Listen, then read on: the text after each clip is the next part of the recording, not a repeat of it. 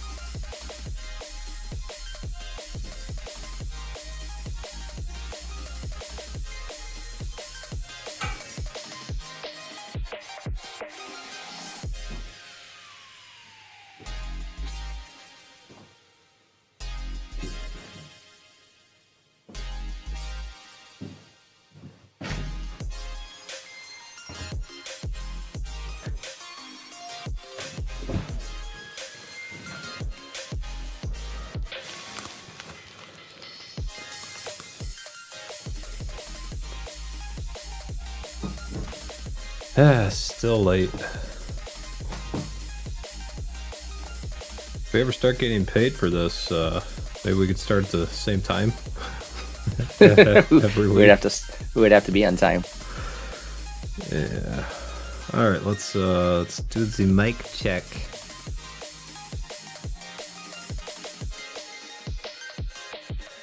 If I can get to it.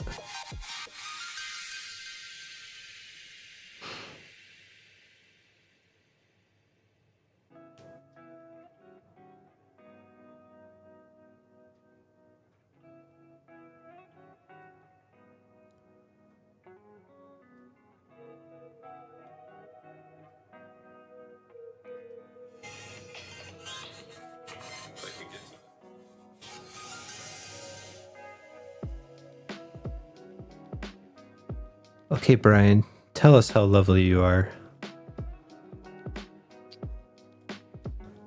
Well, we need to have, according to Rumble, 5 hours of Rumble Premium. Unfortunately, I don't know if we have anybody who has Rumble Premium to watch us. So we'd probably be streaming to nobody. But who knows? And you could switch to Rumble Premium in the middle. So like at the end of the stream, we could switch to Rumble Premium. Back and forth, and then it's seamless if you're doing it in Rumble Studio. I think that I looked at that, by the way. I think it's it just puts you on the Rumble Premium page, like on the front page. And then the people that are members of Premium, you get a cut of that. They don't have to be members of your channel. They just have to be a member of Rumble Premium. Well, yeah, they have to subscribe. Yeah, they have to subscribe to Rumble Premium. So we could, I think the outlay is going to be bigger. So what I'm thinking of doing is maybe we just tell everybody, hey, this week we're going to do our normal stream, and next week we're going to try Rumble Premium only.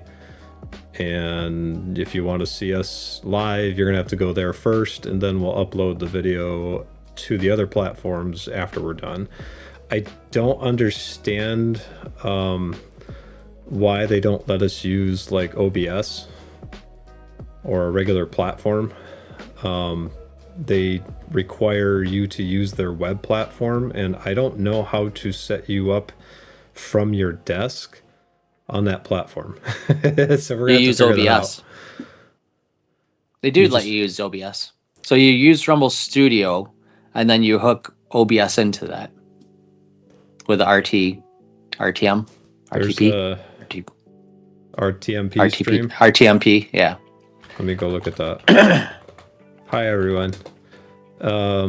You just can't use Restream, but you could use OBS or the other one. We're live? Yeah, well, no, we got 5 minutes left. Okay. Yeah, so Meld Studio or Ready, OBS. go, set.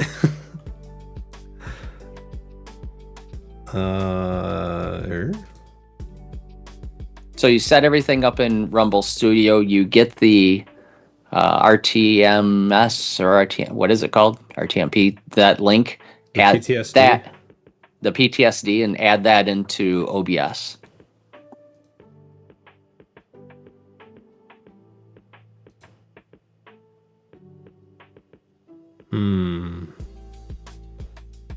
Blackout Coffee wants to pay us? It's just a bunch that we can choose from. Yeah. You know what then I think it has it is? the payout. I think they say that I think that we're not energetic enough is probably what that is. We need caffeine. You need more coffee.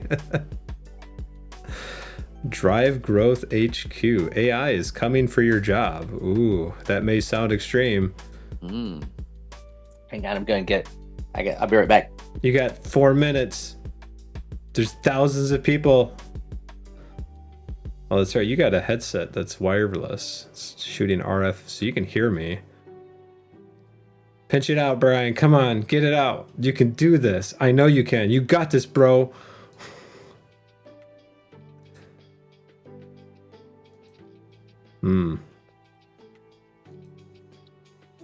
Oh, you weren't doing what I thought you were doing. Dang it. Yeah, I wasn't going to the bathroom, and yeah, I can't hear you because it reaches all the way upstairs. And it actually has a microphone, so if I switch microphones, I could talk while I'm up there too. But I've been trying this stuff. Cup of coffee. Healthy coffee. French vanilla. It's okay. It tastes all right. Does it make you say when you drink it? Oh. There you go. There's the stream key. Then we gotta throw that into OBS, and then you could use OBS. So Rumble will be sending it to OBS. OBS would be controlling it from there. So next week you could be remote because I got the department head meeting in the morning. But you could be remote, and I could still get all the nice, fancy, happy-go-lucky windows that makes life go round. Yeah. Okay, that's not terrible. That just means if we do it this way, we don't need Restream. But this does put more of a taxing lag on your internet. I'm fine with that.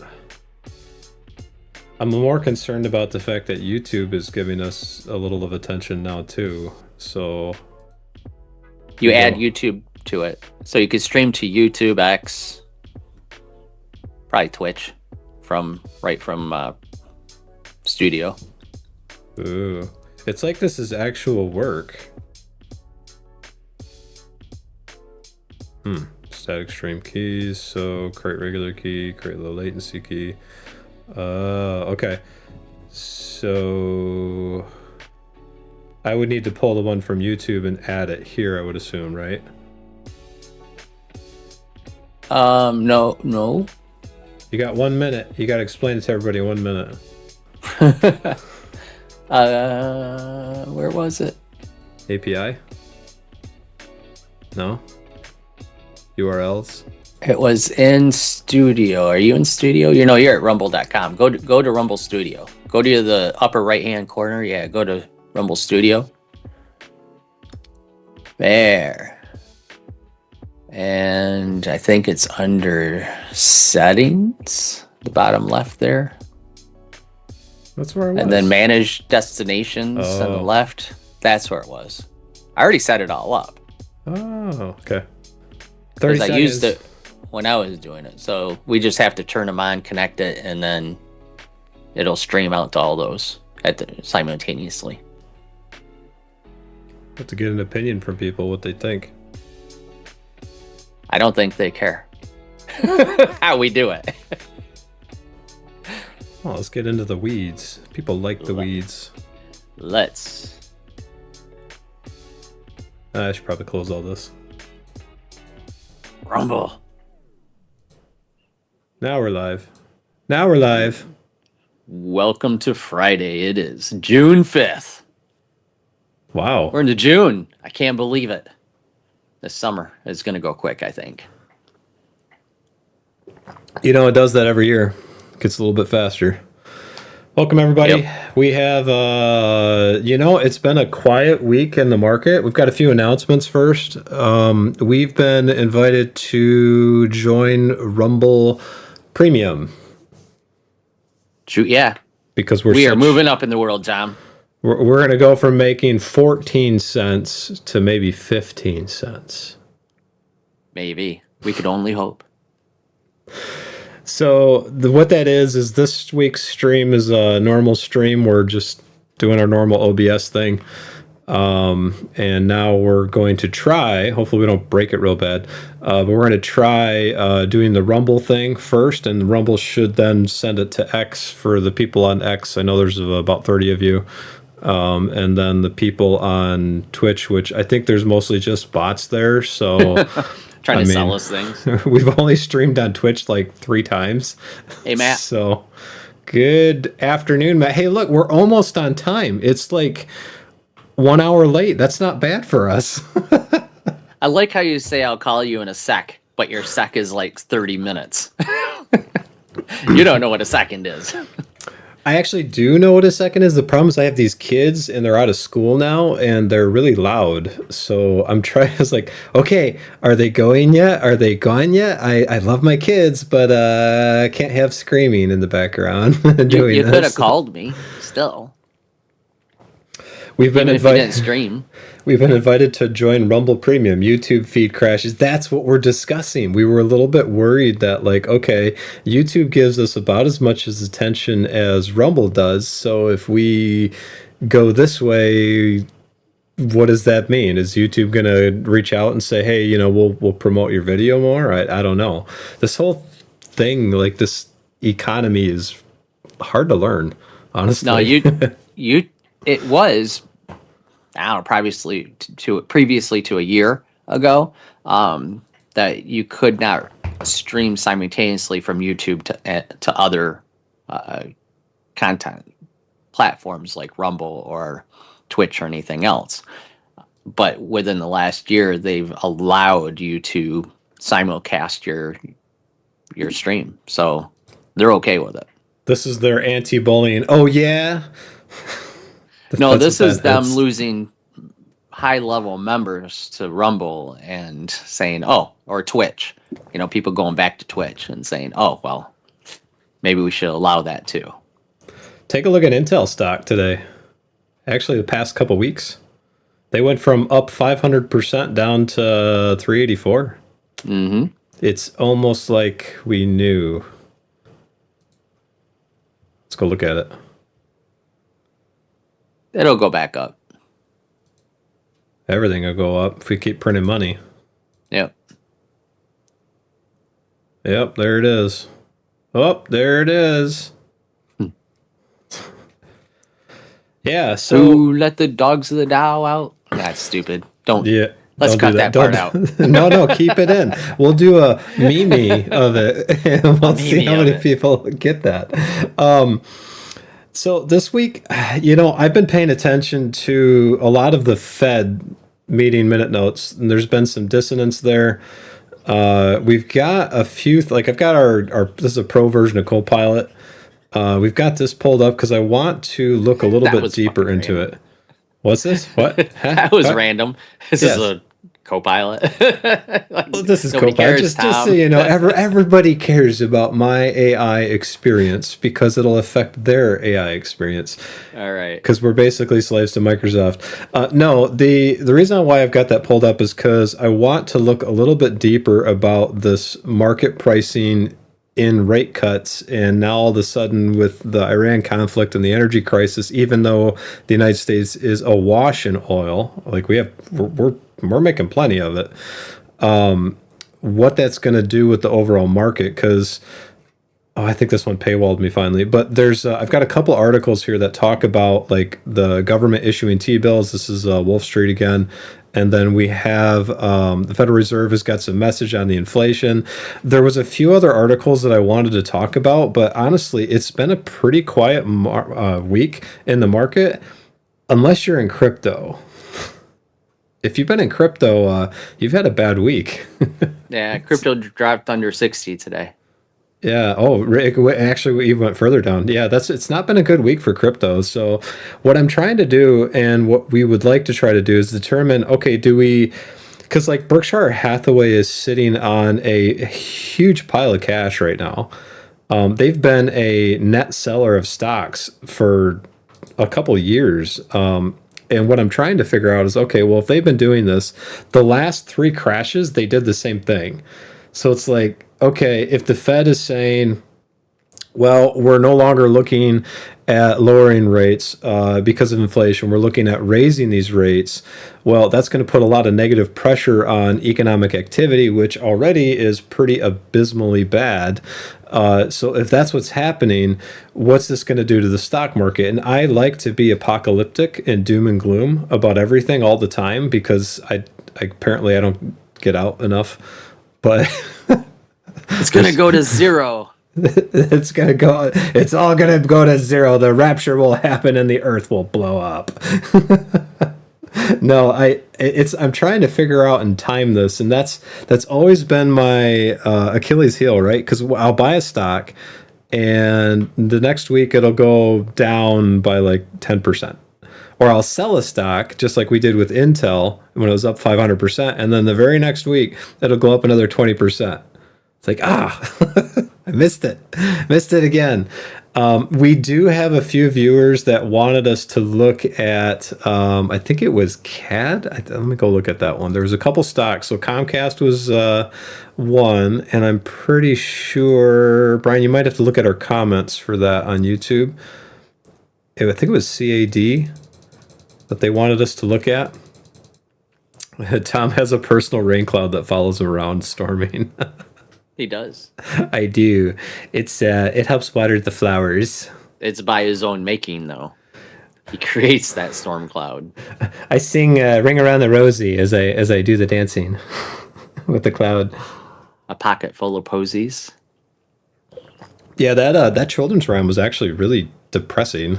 Well, all children's rhyme are depressing and demonic, like ashes, we all fall. You're dead. It's about dead people. We all die. Yeah. So it's right up my alley, is what you're saying. London Bridge is falling down. That's all. Yeah, that was about the fire, I guess. Yep. So our income this month, we are at $389.71. We got a pay raise. It was $1. I have no idea who gave us a pay raise, but thank you very much for that pay raise, because social media is... Maybe it's doing it. So I want to remind everybody again, we're going to try it through the Rumble stream next week. It should bounce back to YouTube. But if you can't find us, hopefully we're doing this around noon again next week. Hop onto Rumble. We'll be there. And hopefully we'll have a little bit more updates about what the Fed might possibly do here. So there's a couple articles. We may even do some due diligence and test the stream on Rumble Studio beforehand and work out some of the bugs. But... You're saying that we're going to work on things? That's like we're actually going to do some work? He does it live. We'll fix it live. There is no fix it in post here. It's all, it's on fire. Oh, yep, that burning. Mm-hmm. That's how we roll. Like, whoop, that one sucked. Let's do the next one. Yep, real time. So if I get fish slapped, you're going to see that in live stream at some point. Why am I doing that? Yeah. All right. So here's what we got. Next time I'm over, I'm bringing a fish. Yeah, we're gonna cook it. We're gonna cook it. I'm gonna slap you with it. Come on. So there's a first article I got today. We're gonna talk about the Fed. We're gonna talk about what we think is gonna go on with the Fed. We're gonna think about what that might do with our portfolio. I've got half a mind to do a T-bill, but if they're talking about raising rates, then I should wait for that. So it's a really awkward time to be in the market. If you look at the trailing PE of the SPY and all the index funds, it's really high right now. Trailing earnings are just, it's like astronomically expensive. So I'm going to ignore all that and just for a moment pretend that the world is perfect and everybody's happy and there is no political discourse anywhere and that I do not walk around with a rain cloud. It's a rainbow. Oh man, that might cause some conflict though, this in this culture. But so anyways, I'm gonna walk around with that. But like we've got this article here from a 48-year-old guy. Apparently this engineer makes 150 grand a year. And I thought that was fascinating because almost nobody does that unless you live in New York or California. But what he's saying here is he's trying to replace a $150,000 salary with just investing in dividends at the age of 48, and he wants to get there before he retires. What they're talking about in this article is a 60-40 blend of an ETF, well-known ETF, SCHD, and JEPI. And if you take those two with a blended yield of 5.1%, it requires almost $3 million. And I want to highlight this. Particularly because if you've been on social media for any length of time in the finance space, you know that that's not what's being advertised. This 5.1% is not what people are expecting. They're expecting something much higher than that. So if you go here and we look at JEPI, I'll go look at them. And if we look at their trailing, what their dividends were on their covered calls, they are, where is it? I think it was somewhere around like 7 or 8% that they were advertising. So they were supposed to be, I know JEPQ is higher. Yeah. Stop. So, yep, there it is. Right there. 8.45. 8.45. Yep. And then SCHD, I think, is somewhere around 3.5 to 4.5%. We'll pull those up too. So he's using conservative numbers, but it's also a telling statement that it's not consistent. Yeah, because right now they're down to 3.25. They're actually the low section. They run in lowrider style lately. That tells you a lot too about the futures contracts and fear and greed index. It's getting tight. The market's getting tight. So what they're talking about is this is a very reasonable number. I would assume that you could probably pull off 6%, maybe 6.5%. And then he kind of goes into this a little bit more, but basically he's saying that if he invests, this can take him about 20 years before reaching his retirement age. And then if you go all the way down, it talks about like what the different tiers are going to be. This is how much money you're going to actually need. So you got 3.7 million that you're going to need, which sounds like, holy crap, that's just, I can't afford that. That's at 4%. That's at 4%. If you go from 5 to 7%, which I think this is somewhat realistic, you're going to need about what he's talking about, 2.5 million at 6%, and then at 7%, you're going to need 2 million. Now, there's a lot of people in the YouTube space that go with this tier. Don't do that. We have a stock in our portfolio. Let me go pull it up. Called Anelli Capital. They are in the aggressive tier. They're definitely in the aggressive tier. Let me look at these guys. I still can't believe we've made money on this one so far. It's like these guys are normally that's not what they do. they pay you back your investment principal in the form of a dividend. Well, so they've been able to stay a little bit flat at least. They instead of just keep going down and down and down. So over the last 5 years, they're down a little bit from 521, but the stock price has stayed pretty flat. You haven't made money off from the stock growth, but you've made money off from the dividends. Right. So this is one that you buy and you basically have to sit on because the principal's worth less every year. So, and this is 5 years. You hope to God in like 15 years they go up. Yeah, and it takes all of that and you still never quite get there. Like if we go all the way back to 1998, here you go. Here's all the hype on the income. Then there's the 2005. You can see they crashed before the housing market. It's mortgage-backed security companies. So this is how long it took for the underwriting to catch up to the actual stock market crash in the banking sector. So you got 3 years here. This is when I was getting into arguments with people about, hey, there's a problem. There's a problem. And everybody's like, nah, housing's too big to fail. It's like you're never going to lose money in the housing market. And sure enough, it eventually failed. But look at what happened after that.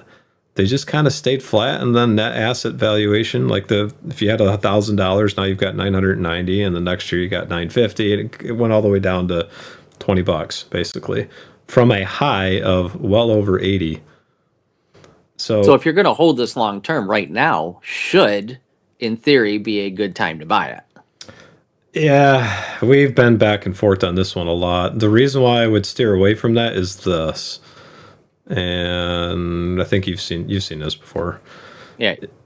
This thing right here. The number of shares outstanding, they dilute and dilute and dilute. Look at that. So I think this is 5 years. Yeah, so 2021 till today, this is 365 million shares outstanding. These are common shares outstanding. There's other shares outstanding. They like to share their shares with a lot of people. They're very sharing. They're very caring. Pinkie Pie loves that song. So here's total common shares outstanding. They got 707 million outstanding today. That's more than double. So if you had, a dollar's worth, now you got 50 cents worth. That's their problem, is they keep diluting. Good afternoon, Spartacus. Hey, Spartacus. Spartacus, were you the one that asked us to look at, was it KECAD? I think it was something like that. Somebody wanted us to look at a stock. Can't remember which one it was. But anyways, we should write this stuff down. Probably should. We should probably do some actual work with this. So the aggressive tier here that this guy's talking about, the Anelli Capital that we have is in that tier, and that's why we only have $2,000 in it. And it's saying hey, you only need $1.5 million to get this money, but it's not going to be reliable. What's going to happen is their dividend's going to fluctuate all over the place, worse than a teenager and her emotions or his emotions. You're going to get the net asset valuation, like the IEP does this too. You're going to get that going down. And sure, it sounds like you're going to be making the money, but when you actually get the paychecks, they're not as big as you think they will be. Sometimes you get surprised, but not often. So if you're going to do this and follow this guy's advice, avoid this, especially if you're younger. If you're older, you're in your 60s and you got nothing else to lose and plenty of things that you want to spend your money on, okay, fine. But just recognize that in REIT space, you're not going to be paying, or even in SCHD, the ETF world, you're not going to be paying qualified dividends taxes. You're going to be paying ordinary income taxes. So you better not have a lot of income outside of that, because Uncle Sam's going to love you. They're going to love you like I shouldn't say that. That kid loves cake? That's a lot more PG. Thank you. Yes. I was thinking big women need loving too, but no, we're not going to say that. This is a kid's show. Is it a kid's show? Yeah, you did. You just said it. No. I was going to say something else, but I can't say that. In the settings, I say not made for kids. Tom's talking. It's not for children. Tom's filter is it's broken. It's just faulty. It goes haywire. So the comments to me when I'm reading this article, it's kind of like walking into a church and recognizing that the people at the church have no idea what the Bible says about anything. They don't know what they're talking about. But this thing here, there's a lot of people in the finance space that just don't quite understand how it works. And you see this all over the place. But I will point out, you said it before the stream, Brian. They're probably right. This guy's right. If you do this will probably work. Yeah, his numbers are correct. So everything he says in here, the numbers, it works out. But my critique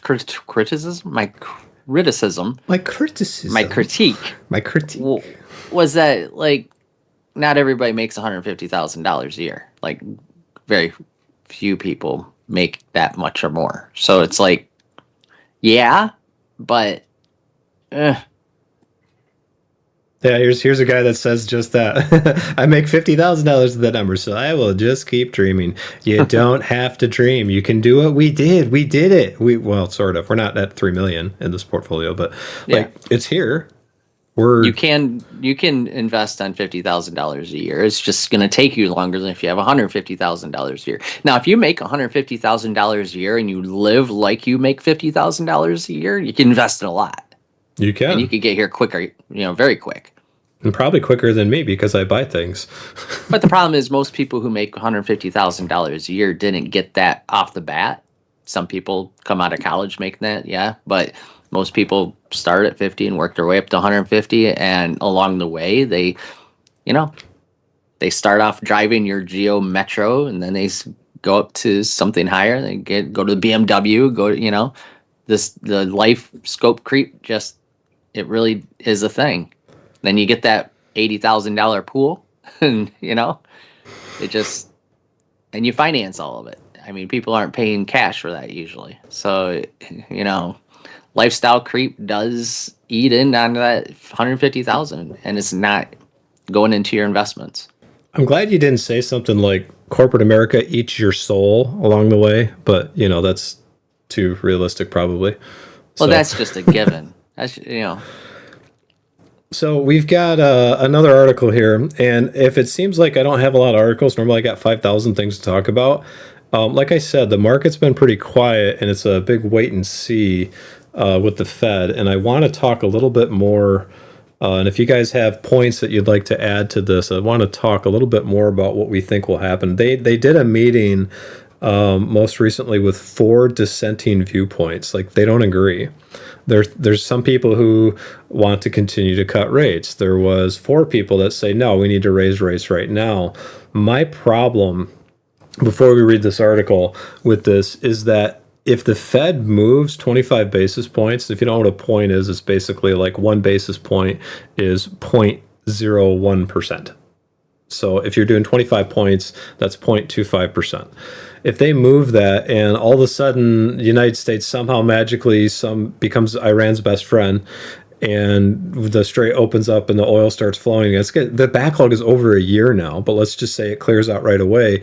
They raise their rates or they cut the rates too soon. And that creates a massive swing in the wrong direction, and they're trying to avoid that. They made a big mistake of cutting them too much during COVID. I don't want to see that happen. So Spartacus thinks there's a drop in interest rates coming. That's interesting. I think there's a swing. There's a 0.25% swing in either way. I think it could go, and it depends on. I think it depends on inflation and Trump and a few things. I think if inflation continues to go up, we're not going to see that drop. Here's the article. So I'm going to let Brian read this because he's got a cool Barry Manilow voice. If you say so. Federal Reserve has a message for Americans on inflation economy. Now, by Hillary Ramey. Yeah, this is her interpretation of it. So here we go. It's a 4-minute read.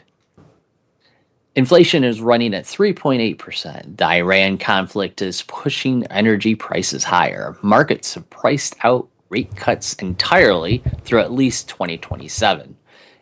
It would be easy to assume the Federal Reserve is preparing to raise interest rates. One governor just said that assumption could be wrong. She said it at a conference in Iceland, far from the Washington noise, which made it land differently. Yeah, I want to highlight this. This is, you go to Iceland when you don't have an audience because they've got nothing else to do anyways. They're just going to show up and it's like 20,000 people and you're going to get the whole island. But that's like the whole island. It's a beautiful island. Yeah, it is. There's a lot of cool pictures that come out of the volcanoes there. So anyways, Continue. Go ahead. Federal Reserve Governor Michelle Bowman spoke at a conference in Reykjavik. Yeah, you got Reykjavik, Iceland on May 29th and cautioned directly against raising interest rates in response to the current inflation spike, according to CNBC, who is always fair and balanced. Reacting to temporarily elevated energy price inflation would add unwarranted policy restraint, weighing unnecessarily on economic activity and labor market conditions, she said. She added that research shows that when reacting to temporary energy shocks, policy should not be overly aggressive. Is that what she Bowman's said, Brian? That's what she said. That is what she said. It's in quotes. Policy should not be overly aggressive. And she probably said it like that. Bowman's comments In a deep Brian Walter voice? In a deep Brian Walter voice. One day after the Commerce Department reported that the PCE price index, the Federal Reserve's preferred inflation gauge, rose 3.8% in April.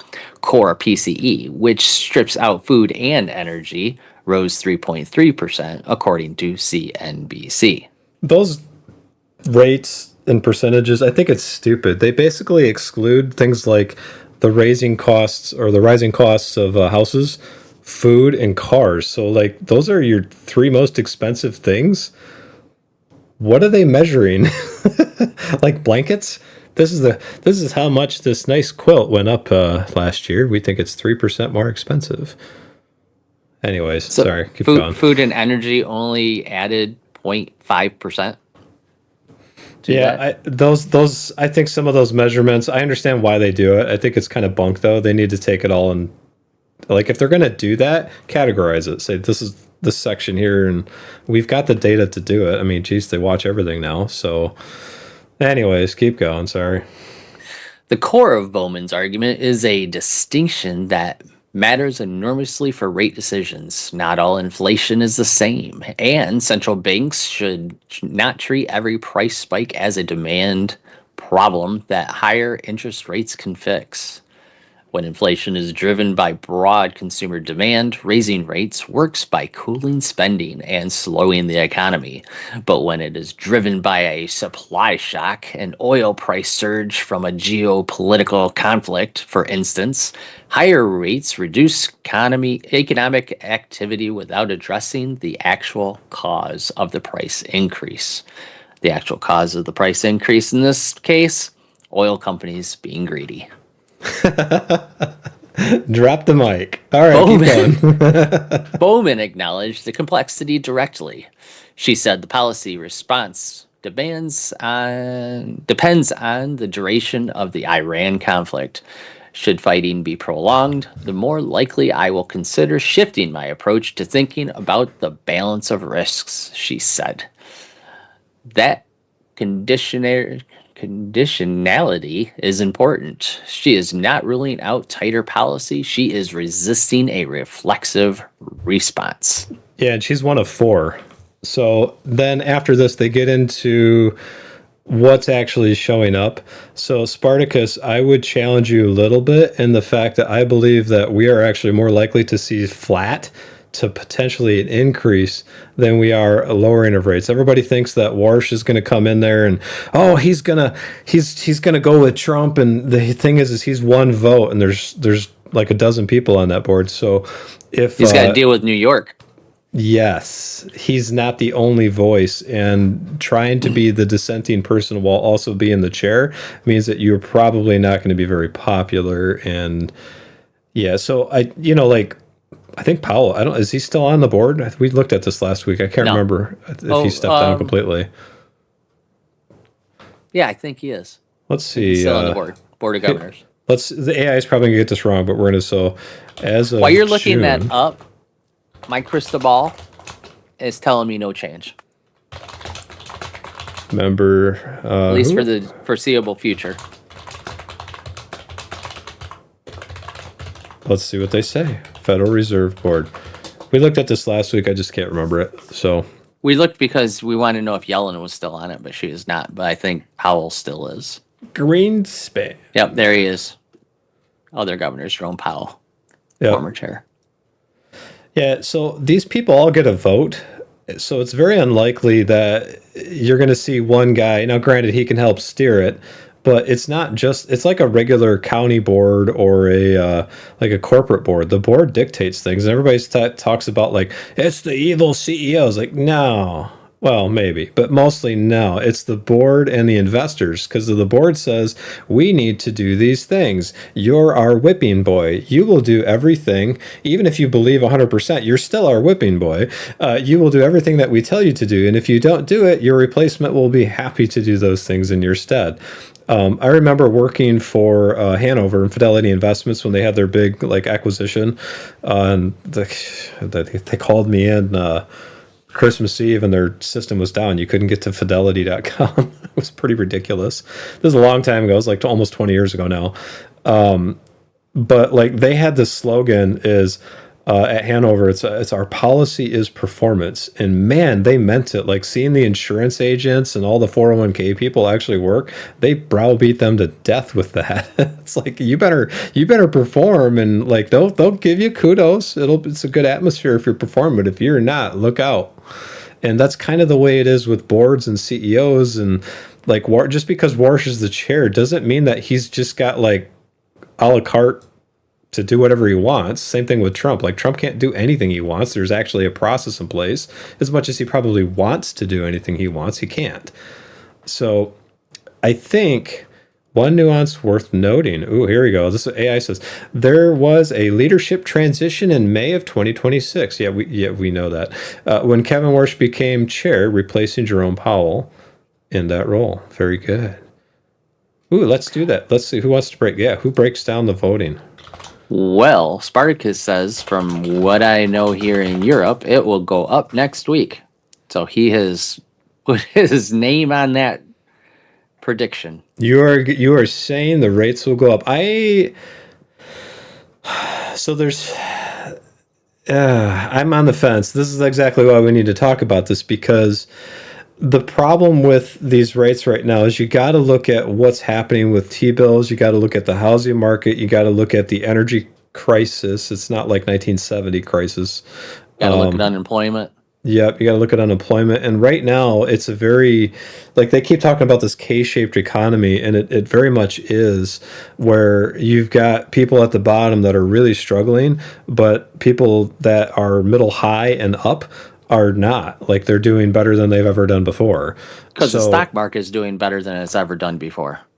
And keep in mind too, every time somebody gets a paycheck and they do a 401k contribution, that stock market general index funds, whatever they're buying, whatever mutual fund that you've got, puts money into the like equity into these businesses in the stock market. So if the government's issuing all sorts of debt, that's going to drive the market natively higher just because of inflation. The Fed's job is to keep that between 1% and 3%. It's over that.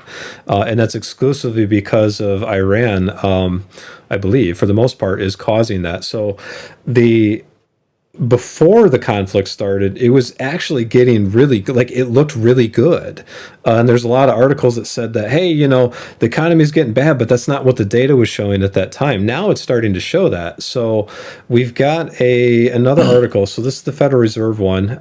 Let's get through this. And then Spartacus, to your point, the EU would be, this is more of a T-bill and a bond discussion for people in Europe about government debt than it is like what's the United States stock market going to do for you guys, because how we print money is what causes inflation.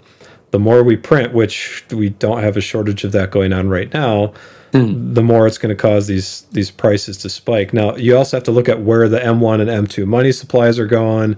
It's like, if you get into this web, which you're on the channel, so you're going to find out how complicated this is. Like there's a lot of moving parts. So let's keep going on this. Let's see. Where did you stop? You stopped right here. You ready?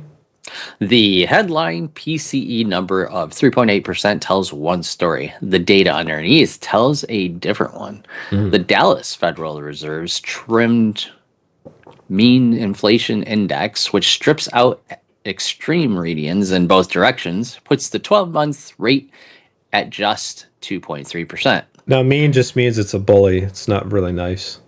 It's not the nice one. That gap matters. It suggests the current inflation surge is being driven by a narrow set of components, primarily energy, rather than broad-based price pressure across the economy. Bowman's argument rests on exactly that distinction. If the underlying trend is running near target while headline numbers are elevated by oil, raising rates addresses the wrong problem. I would agree with that. All right. Despite the hawkish inflation environment, Bowman said she supported maintaining the forward guidance language in the most recent FOMC post-meeting statement, according to CNBC. There's a lot of according tos. The language indicated the next rate move could be a cut. 3 FOMC members voted against including that language. Yeah, there's the dissent. Yep. The internal disagreement is significant. It means the Fed is not unified on how to frame its policy outlook, even as inflation remains well above target.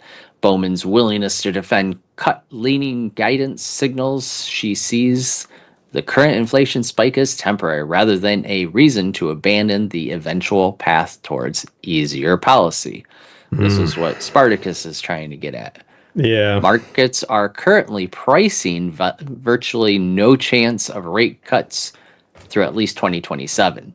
Bowman is not arguing for immediate cuts. She is arguing for patience before considering hikes.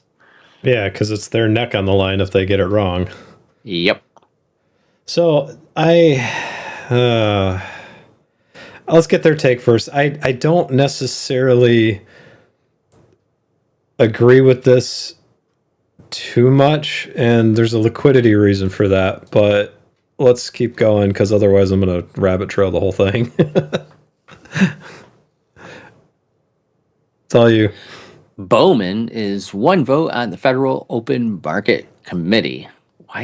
Why now do they do Federal Open Market Committee and all the rest was FOMC? I don't get it. Well, they figured now you actually want the real information because the rest is just like spin. Usually you say Federal Open Market Committee, then in quotes or in parentheses say FOMC, and then just use FOMC for the rest of the article. You know what they should do is it should be like a gym where you say bro or bruh every time you go to the gym. It should be some sort of acronym. So we'll just make up our own acronym. FOMC. It's a FOMC. Bowman is 1 vote on the FOMC, not the whole institution. But what does that mean? We don't know. But her public reasoning matters because it illustrates how at least one governor is thinking about the most contested question in monetary policy right now. Does energy-driven inflation require a policy response, or should the Fed look through it? For investors, the signal is nuanced. Bowman's remarks do not mean rate cuts are coming soon. The market is not pricing them, and she did not advocate for them. You know what we need? We need like a gong show statement gong for that, because, yeah. Bong. Yep.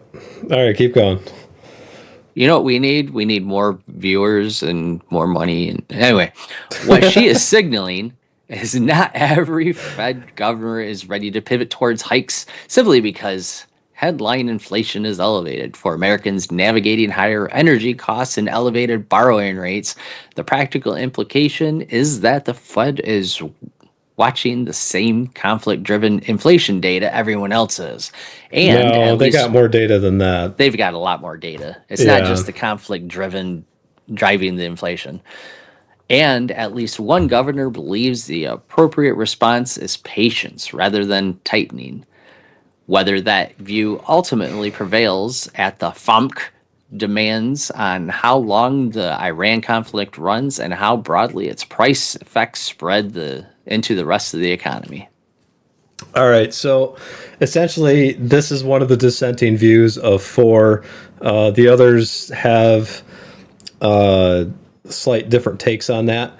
I would say that in order to understand why they're looking at this, and for Spartacus, when you're looking at like what's going on in Europe, I think we need to look at what the government is doing with debt because if the Fed raises rates, it doesn't seem like it does much, but it affects banking, it affects lending, it affects indirectly your car loan, your house loan, a lot of things.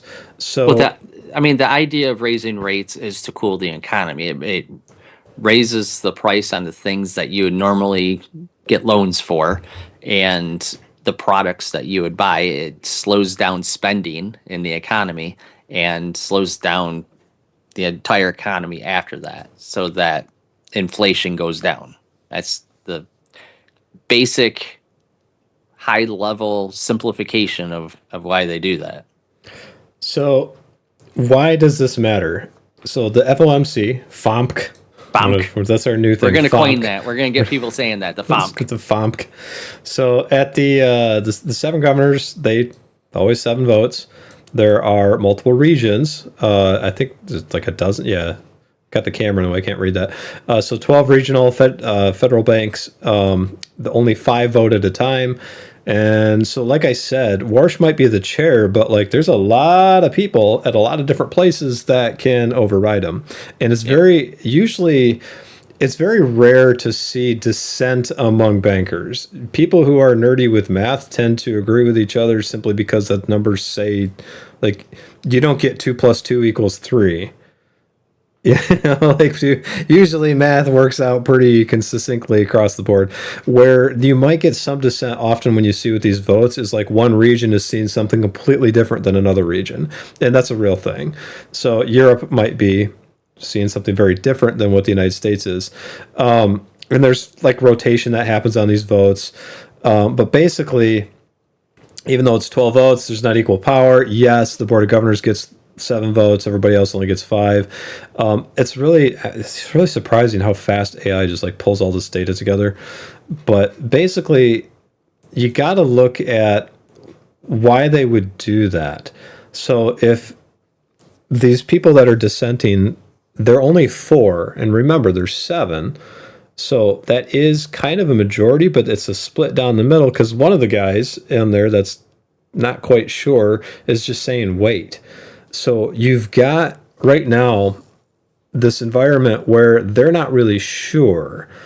So the government, and usually when that happens, at least in my experience, it's been they just wait. They just keep things flat.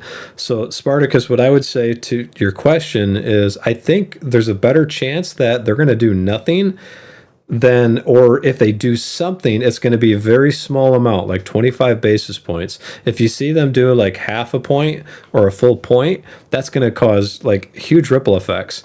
So before we figure out like, okay, well, what's the Fed going to do? How's that going to affect lending? How's it going to affect the market? If we go into the portfolio and we look at on E-Trade, I never find this. We want to trade bonds. T-bills and bonds. T-bills are short, bonds are long. So if we look at the rates today, I see they're going up. Those are CDs. Yep, they are increasing. They were at like 3.6-ish, I think 2 weeks ago. Do anybody remember what they were like 2 weeks ago? I think there was something like that. So these rates are going up. That kind of indicates that they're looking at raising the rates, not lowering them. They're Spartacus. Spartacus says, I see a cut to breathe life into the economy, which is very stressed due to debt. And even with some inflation, it could help. It depends on where the stress is coming, though. So in order to look at that, we need to see what's happening when the United States government prints money. Yep. So was this May 31st? So let me make sure that's actually last week. That is last week. It is last week. All right, so good. This is right after we did our stream last week, Friday. So you got to watch what happens when. So if you're not familiar with how this kind of works, I'm going to summarize it horribly in about 2 seconds. Government says we need to operate. We need money. So they say, hey, let's like go into debt. And they sell the debt that requires them to operate to anything that moves, basically. Usually it's other governments and banks and investors and stuff. Depending upon how those people buy that debt, kind of dictates a little bit about the rating demand. That's kind of why we went back here and looked at this, and how fast the economy decides it wants to inflate or squish, contract. So that's it doesn't even make sense. I think that's pretty quick. Yeah. Pretty quick way to say And it. it is usual governments and banks that own the most of it, but you too could own a piece of the US government debt. And when people think that like, oh, that's horrible, they're spending $500 toilets. Yeah, but usually it's like funding Social Security, Medicare, like the Army, interest servicing, which that's a risk. I'd agree with Spartacus on that. That we've got a lot of interest on that debt right now. But remember, the United States dollar, and this is why I say it's always a bad idea to bet against the United States economy, is the world's reserve currency. So if we are able to like set the price across the whole planet, then that functioning as a trust baseline for all the other economies in Europe and China and everywhere else to do that basically sets the paradigm shift of like, okay, this is monetary policy and this is how much stuff should cost across the entire globe.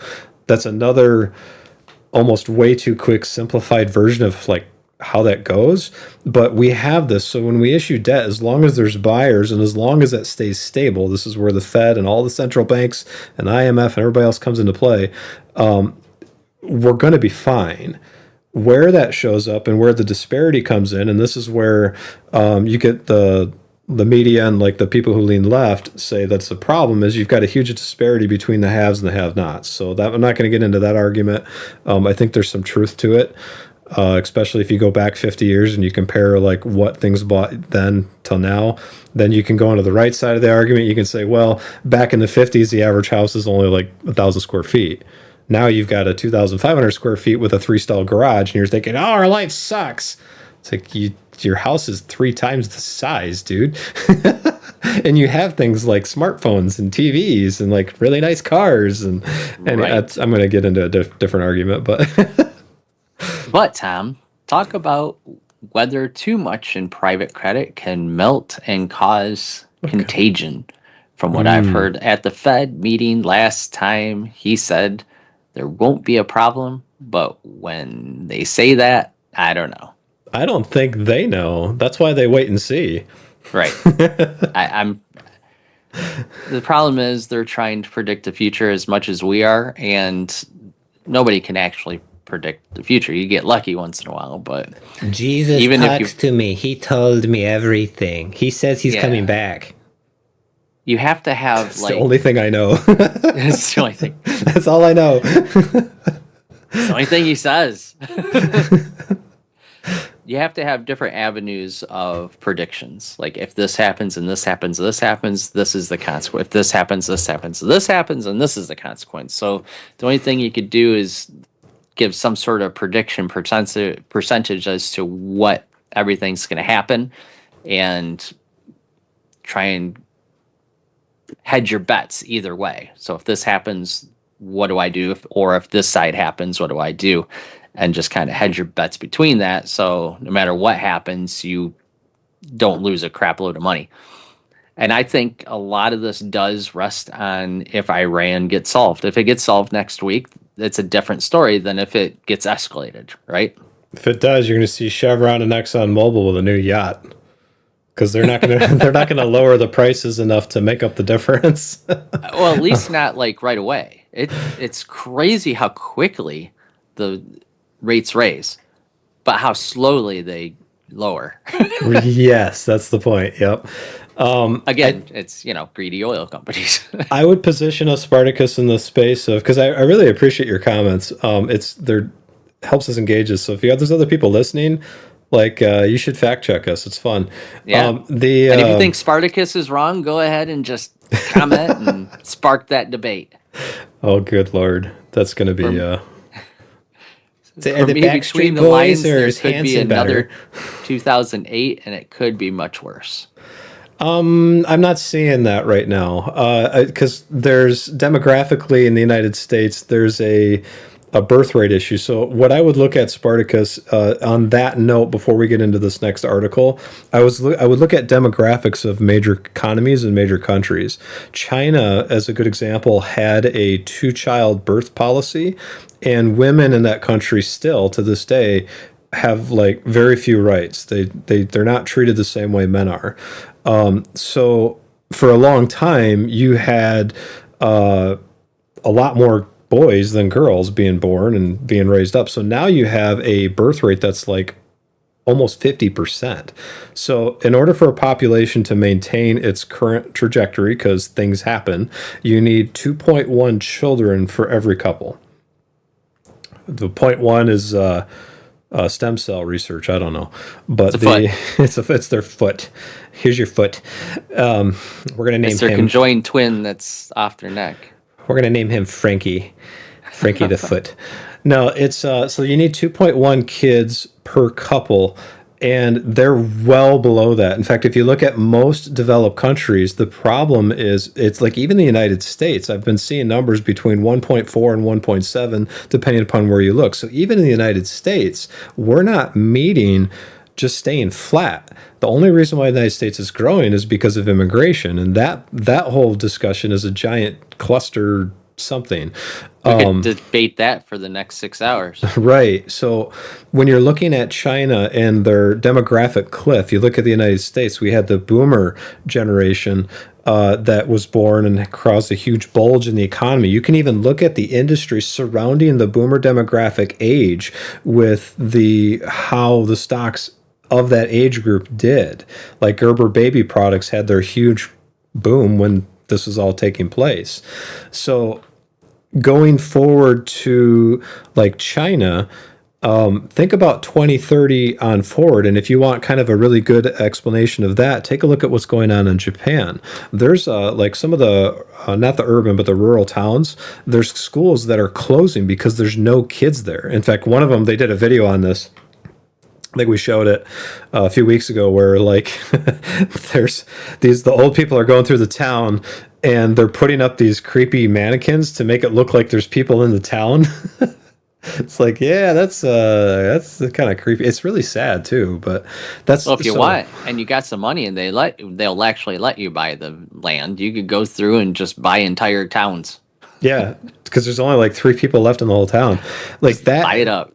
That is a bigger risk right now to the overall economy than anywhere else. So, and if you think about the way that plays out, you've got a few places in Africa that are doing really well, and India has got a population growth, but Europe, for the most part, does not.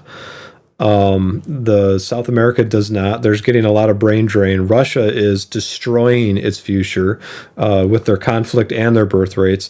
They're trying to enact policies to fix this, but like, a lot of young people just, things are too expensive. They're not making enough money because that gap between the haves and have-nots is widening. And a lot of them are just like, I don't want to raise kids in the world the way it is, at least the ones that I talk to. And then you also have this problem where, I got my phone here. Everybody's looking at their technology. Like, why would you have like I heard the fastest growing app right now in Korea is the Elon Musk AI girlfriend. That's not an app. That's just a part of X. That's not good for population growth. So, technology in itself is creating some of its own problems. So I think that the bigger risk to the economy crashing is going to be the population issue. And I don't see that getting fixed anytime soon. So what does that mean? When you look in the United States and you look at the housing market, we have net immigration coming. I think last year they said it was the first time ever that the United States had like the population go down, but in many areas. If you look at the housing market, we had a huge amount of people looking for a very small subset of homes.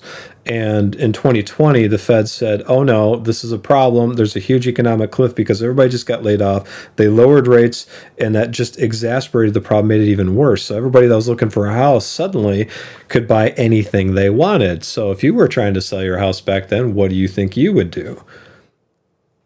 Oh yeah, this is a $500,000 house. Actually, it's $900,000, and that just kept happening over and over and over again. And interestingly enough, if you look at the boomer demographic, as they were going into their like late career, that's right around that time, early retirement for a lot of them, They had money. They worked their whole career. So guess what? Most, like over 40% of the transactions back then were cash. So they effectively had the money to price every generation, Gen X, Gen Z, millennials, all of us completely out of the market. So they flooded the market with all this money, inflated prices pretty crazily. The Fed made it even worse by lowering interest rates. And that just went on for years. The problem is you had like Leonard Group and all the other construction firms trying to keep up with the demand, because at the time we had crazy numbers of immigration coming in. And so Trump was right about that. I'll do the Trump xylophone. But we had all of that coming in. And what that did is it created a massive bubble. They call it the everything or the asset bubble for all the stuff that inflated prices far beyond what was normally affordable. The problem is all these people, like if you were a boomer, I'm not blaming boomers. So sometimes people get me wrong on this. If you were a boomer and you bought this house, and let's say you got this house for $1 million or whatever, or even $100,000. And let's say that was the price. If you went to go sell that house to millennials or like Gen Z underneath that, and they can only afford $70,000 because that's the way the market economy was functioning, are you going to sell it for a 30% loss? And even if you did sell it for a 30% loss, all the other homes that you would have to buy from that are also inflated in price. So you may have a really low tax bill. You move, all of a sudden your tax bill gets tripled. In our area, I saw I think this was about a week and a half ago, there was a house that went up for sale for $1.4 million. And I am getting to the point, Spartacus, bear with me. There was a house that went up for $1.4 million. I looked at it and it says, there's no way in hell that anybody could afford that. That is just insane. So come to find out, looked at the real estate listing, and somebody sold it. Got an agent that works at a real estate company. He said, hey, one of my friends sold that house. I said, well, who did he sell it to? He goes, well, she sold it to a electrician, journeyman electrician, not master electrician, and a entry-level nurse. $1.4 million. You have to make over $280,000 a year to be able to pay for that house and the tax bills at the current rate at a 30-year mortgage. Let's roll that all the way back, because that to me is just insanely unsustainable. Let's roll all the way back to the Fed raising rates versus lowering rates. Boomers are stuck in place. The younger generation can't really afford what they're buying. They're going to be disproportionately affected by a market crash. This is what they're trying to prevent. So they're injecting a lot of money into the economy to try to keep it going so that doesn't happen. So not only do you have boomers saying, no, I bought the house at $1 million, I'm going to keep it at $1 million because that's what I think it's worth. That's what everybody else is selling their house for. And why should they change that? I don't think they should change that. That's what I would probably do. It's like, no, I paid this much. That's what it's worth.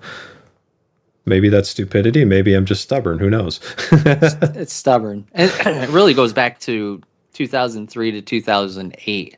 As the interest rates went down to nothing, you could buy a house on a subprime loan, and they're giving these things to everybody. Who couldn't afford the houses. I mean, there are people buying 2-3 houses that they couldn't afford if the rates went up, and they're getting these subprime bubble loans that exploded when the rates went up. And that's where 2008 came from, and the housing crash there. And the housing prices kept going up and up and up. 2008 happened, they go down, interest rates are cut. You still got 2.5, 2.25. I've got locked in at 2.25. That's rates. Crazy. And a lot of these boomers bought houses. Mm-hmm. They have cash. They have the means to be able to buy all these houses when the rates were really low. And you get locked in at 2.25%, 3%. Why would you get rid of that now at 7% or 6%, right? Why would you sell if you can't sell your house for, like, you bought it at, say, 300, 400,000 in 2008, which is really high at that point. And then it goes up to $1 million, $1.5 million, right? You want that equity.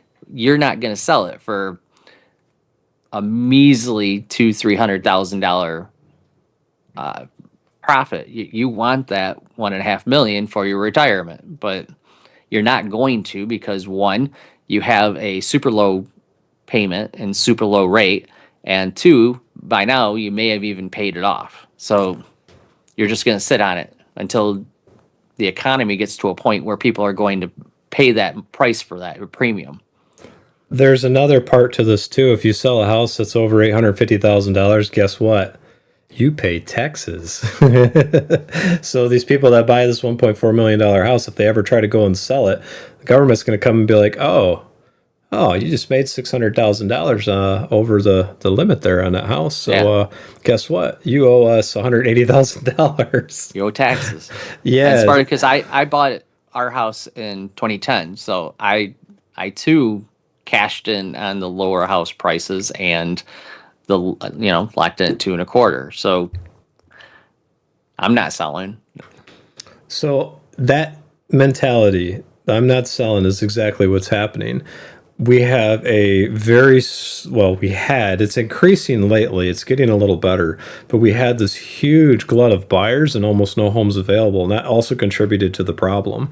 It's starting to fix, but I remember when I was doing finance and learning about finance, they said that a healthy housing market has about 6 months of inventory. And I think we're not even at 4 months yet. I think it's getting closer in some markets. Yeah, it's going up. But we're not there yet. So that's considered healthy. That's not considered catastrophic. So in order for there to be a similar crash like what you're worried about, you got to look for a catalyst somewhere. So the bonds and T-bills that we're looking at and what the Fed does with their rates plays a big part into how did we get to where we're at today, and where does this go tomorrow, and how do we position and pivot the portfolio to something that will take advantage of it. Like there's more to it than just, oh yeah, Fed raising rates bad, Fed lowering rates good, because you got to have, if the government needs to function, there has to be people willing to buy treasury bills and bonds. Yeah, 4.4 months. 4.4 months, yeah. So it's getting closer. Now, if it goes to 9 months or whatever, which it might, that could be a problem. Now, if we go back to the housing market and the demographic cliff, that's not going to play out like it did in 2008. It's not going to be just a giant cliff that everybody's like, oh gosh, nobody's buying homes. Boomers and older people and people that own their homes are sitting on super low rates, like Brian. You've got boomers who are aging in place. They've got low tax bills. Their houses are paid for. Why would they move? Because they got this giant house and they're getting old and they can't navigate or clean it, and they need a smaller place. But one, they can't get what they want out of it, and two, they can't find a house that they can that they want, that they can afford. That's just the smaller house, the downgrade, and then or a condo. Yeah, or a condo. If you look at Florida, you can see what's going on with that. The third problem we've got is builders like the big ones. This is why we have a little bit of stock in Denali Capital, just so you know. They have to keep building. Somebody tried arguing with me even this week. They're like, oh, well, the builders will just stop building. It's like, really? Do you think they just have cash sitting there just to fund all their employees and everything for months on end? What are they going to do? If you're not building, what do you do in the meantime? That's your business. Like, right. I don't get it. It's like SpaceX isn't going to stop building spaceships because, the rocket blew up, Blue Origin. It's like... what was it, Jim Cramer when he was in the Iron Man? It's like, that's a military missile company that doesn't build, or a munitions company? I forget what he did. He took a baseball bat to something when he was talking about Stark Industries. But after it's Stark like that. stopped building weapons and stuff, after he became Iron Man, he changed. That's a weapons function company that doesn't build weapons. Yeah. So what I think is going to happen is, quite honestly, it's probably just going to be flat for a long time until inflation keeps up. So as long as we have people buying these and we're able to continue functioning and the Fed keeps it from running away from us, we should be fine. So I want to go through this article with Wolf Street that talks a little bit about it, because if the Fed decides to raise rates, I'd be a little bit concerned about the stock market. If the Fed decides to lower rates, I would be concerned about hyperinflation. And if, let's say, we decided to do a super secure, low risk move, inflation is just going to come in and destroy any of the potential gains that you would get on your stock. Now, granted, everything's going to be more expensive, but what you don't want to be doing, if you go back over to here to bonds, is you don't want to be doing a U.S. Treasury at 3 months at 3.71% when we just read an article that said that inflation's at 3.89%. All of these people here are losing money. This is all losing money. This first tier, in fact, the second one, some of the ones are, yeah. So like, you don't want to be that guy. So that's what we're trying to do is avoid that situation. Whether or not they raise or lower, I don't have a crystal ball for that. But I think that you're going to see, if I had a crystal ball, if I was going to go that route, I think you're going to see a lot of wait and see or very small movements. And I would be more inclined to say that the Fed is going to probably raise at least once at the current trajectory. If Iran doesn't, so if the Strait of Hormuz stays closed, I would see them raising rates or staying flat. Assuming that, actually, no, I said that wrong. If the Strait of Hormuz stays closed, I would see them lowering. If they open it, I would see them raising rates. So that's me. I think there's a lot of other economic indicators for that, but there you go. Spartacus says, I see the problem from another perspective. With these AI pass taking away a lot of jobs, what will happen? Banks don't lend without work, and from what the data says, it seems to be fine. Now, so let's do the banks.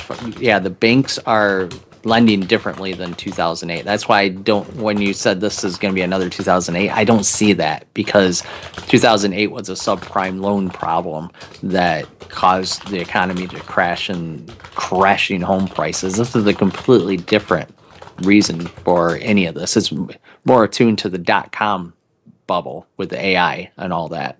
So going to your AI taking the jobs, yes, AI is going to take some jobs in the short term. But it says no. But those jobs are, I mean, they're not going to be without jobs. You think because AI took their job, they're going to be unemployed. I see that they're going to take jobs at other companies. It's not going to just automatically wipe out entire companies of jobs, right? The IT or even space, entire sectors. Yeah, the IT space is bleeding, but it's not going away. You still need compliance. You still need somebody to physically go do the work. So there is that. I think that's where the bubble lives, Spartacus. Quite honestly, I think that if you're looking at the Mag 7 stocks, this is why I've avoided it. Everybody and their brother who has a spare dollar thinks that I can get into the stock market, make money tomorrow, and I'm going to get rich. Like, you see this in Reddit. You saw it in the dot-com bubble bursting. You saw it in 2008.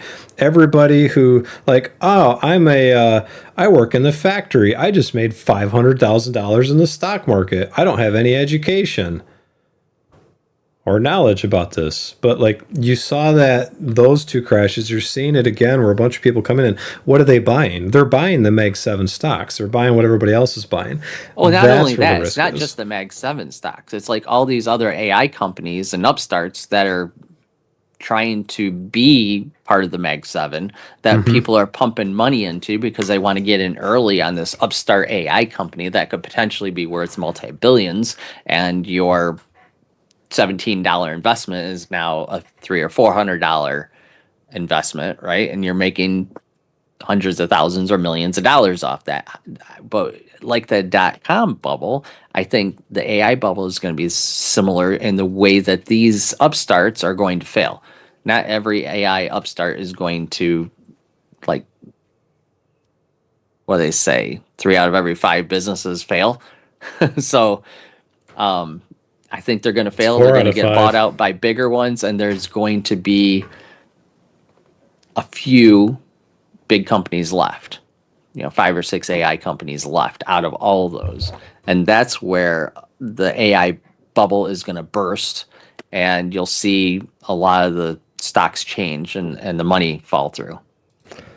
And this is why we're avoiding the Meg 7 stocks. So when you look at that and all these people jumping into this and the bandwagoners saying, oh, yeah, I'm going to buy Amazon stock. It might be worth $500 trillion and the economy is only $1 trillion, but I'm going to turn $100 into what you say, $400. Like, it doesn't work that way. It might take a while, but even if you look at Intel stock, eventually the discussion about like how much money are they actually making comes into play, and eventually the fundamentals matter.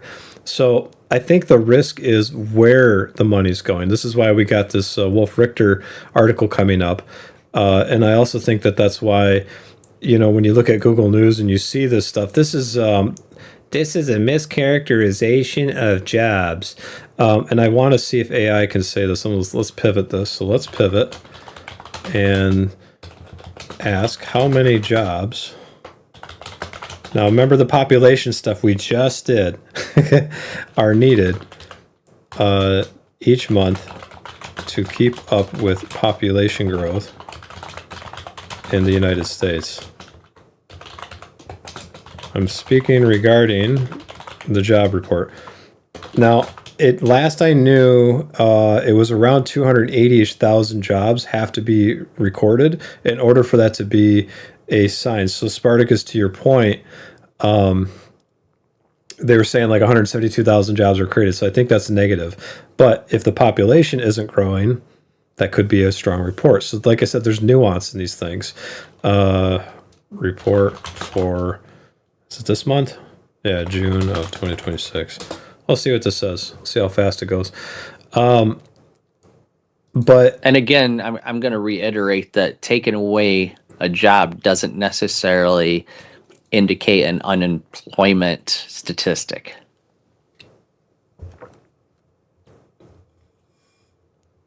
There you go. 30 to 50,000 jobs. So our population really is not growing very fast. So the U.S. needed about 200,000 jobs just to keep up.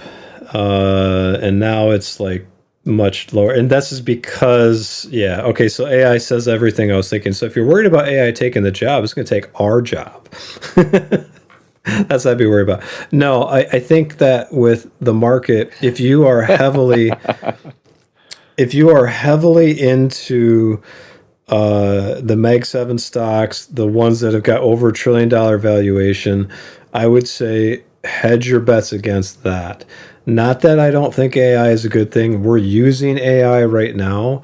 I think, though, there's a big risk that everybody jumped into something that they don't understand where the benefit's going to actually be yet. Well, they want the next Micron 60,000% increase in profit.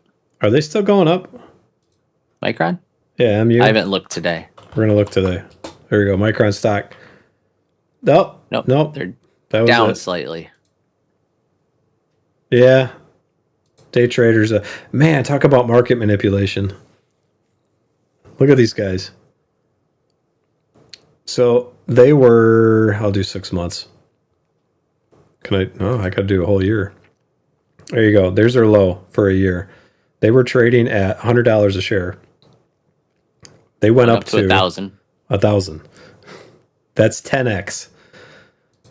How many people do you think bought at the high level expecting that it's going to keep going? Well, now go back to 2017 when it was $17. Yeah, I think it went up to 1,000.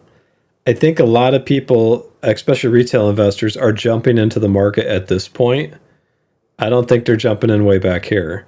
I think the institutional and the professionals are jumping in back here. The people that like missed the boat are jumping in right now.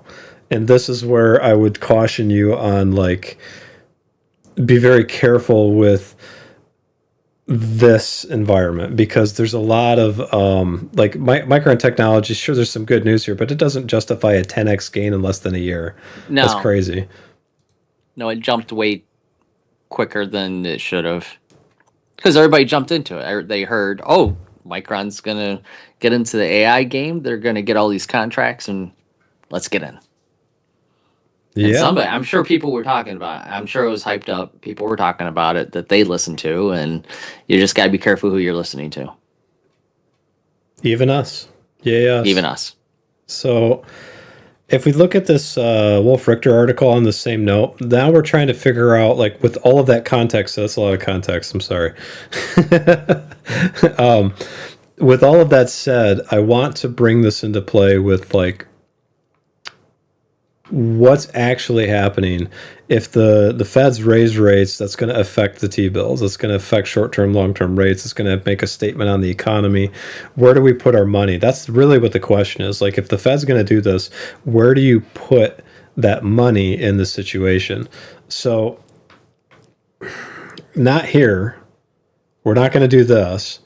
If we look at the overall positions, and I sort it by just cost basis, so if we go from Pfizer all the way down to Annaly Capital, which is our lowest, and Intel is the second lowest. Intel was not. Intel used to be our highest, but we sold them for money. The only stocks that we really have that haven't gone up a lot, actually, there's hardly any. You certainly didn't sell them for bananas. No, we didn't. I mean, Nike's one, but we just bought them. Xylem's another one. PayPal, that's another one, but that was a calculated risk, so I don't really want to add more to them. I mean, there's not a lot. There's not a lot of places we can go, so I think next week we're probably just going to have to see what's out there. Campbell's is one. They could take advantage of AI a lot more than like somebody selling AI. But some of these other ones, Comcast, they took a beating. They're still not done. Interesting. But we knew they were taking a beating. That's why we bought them.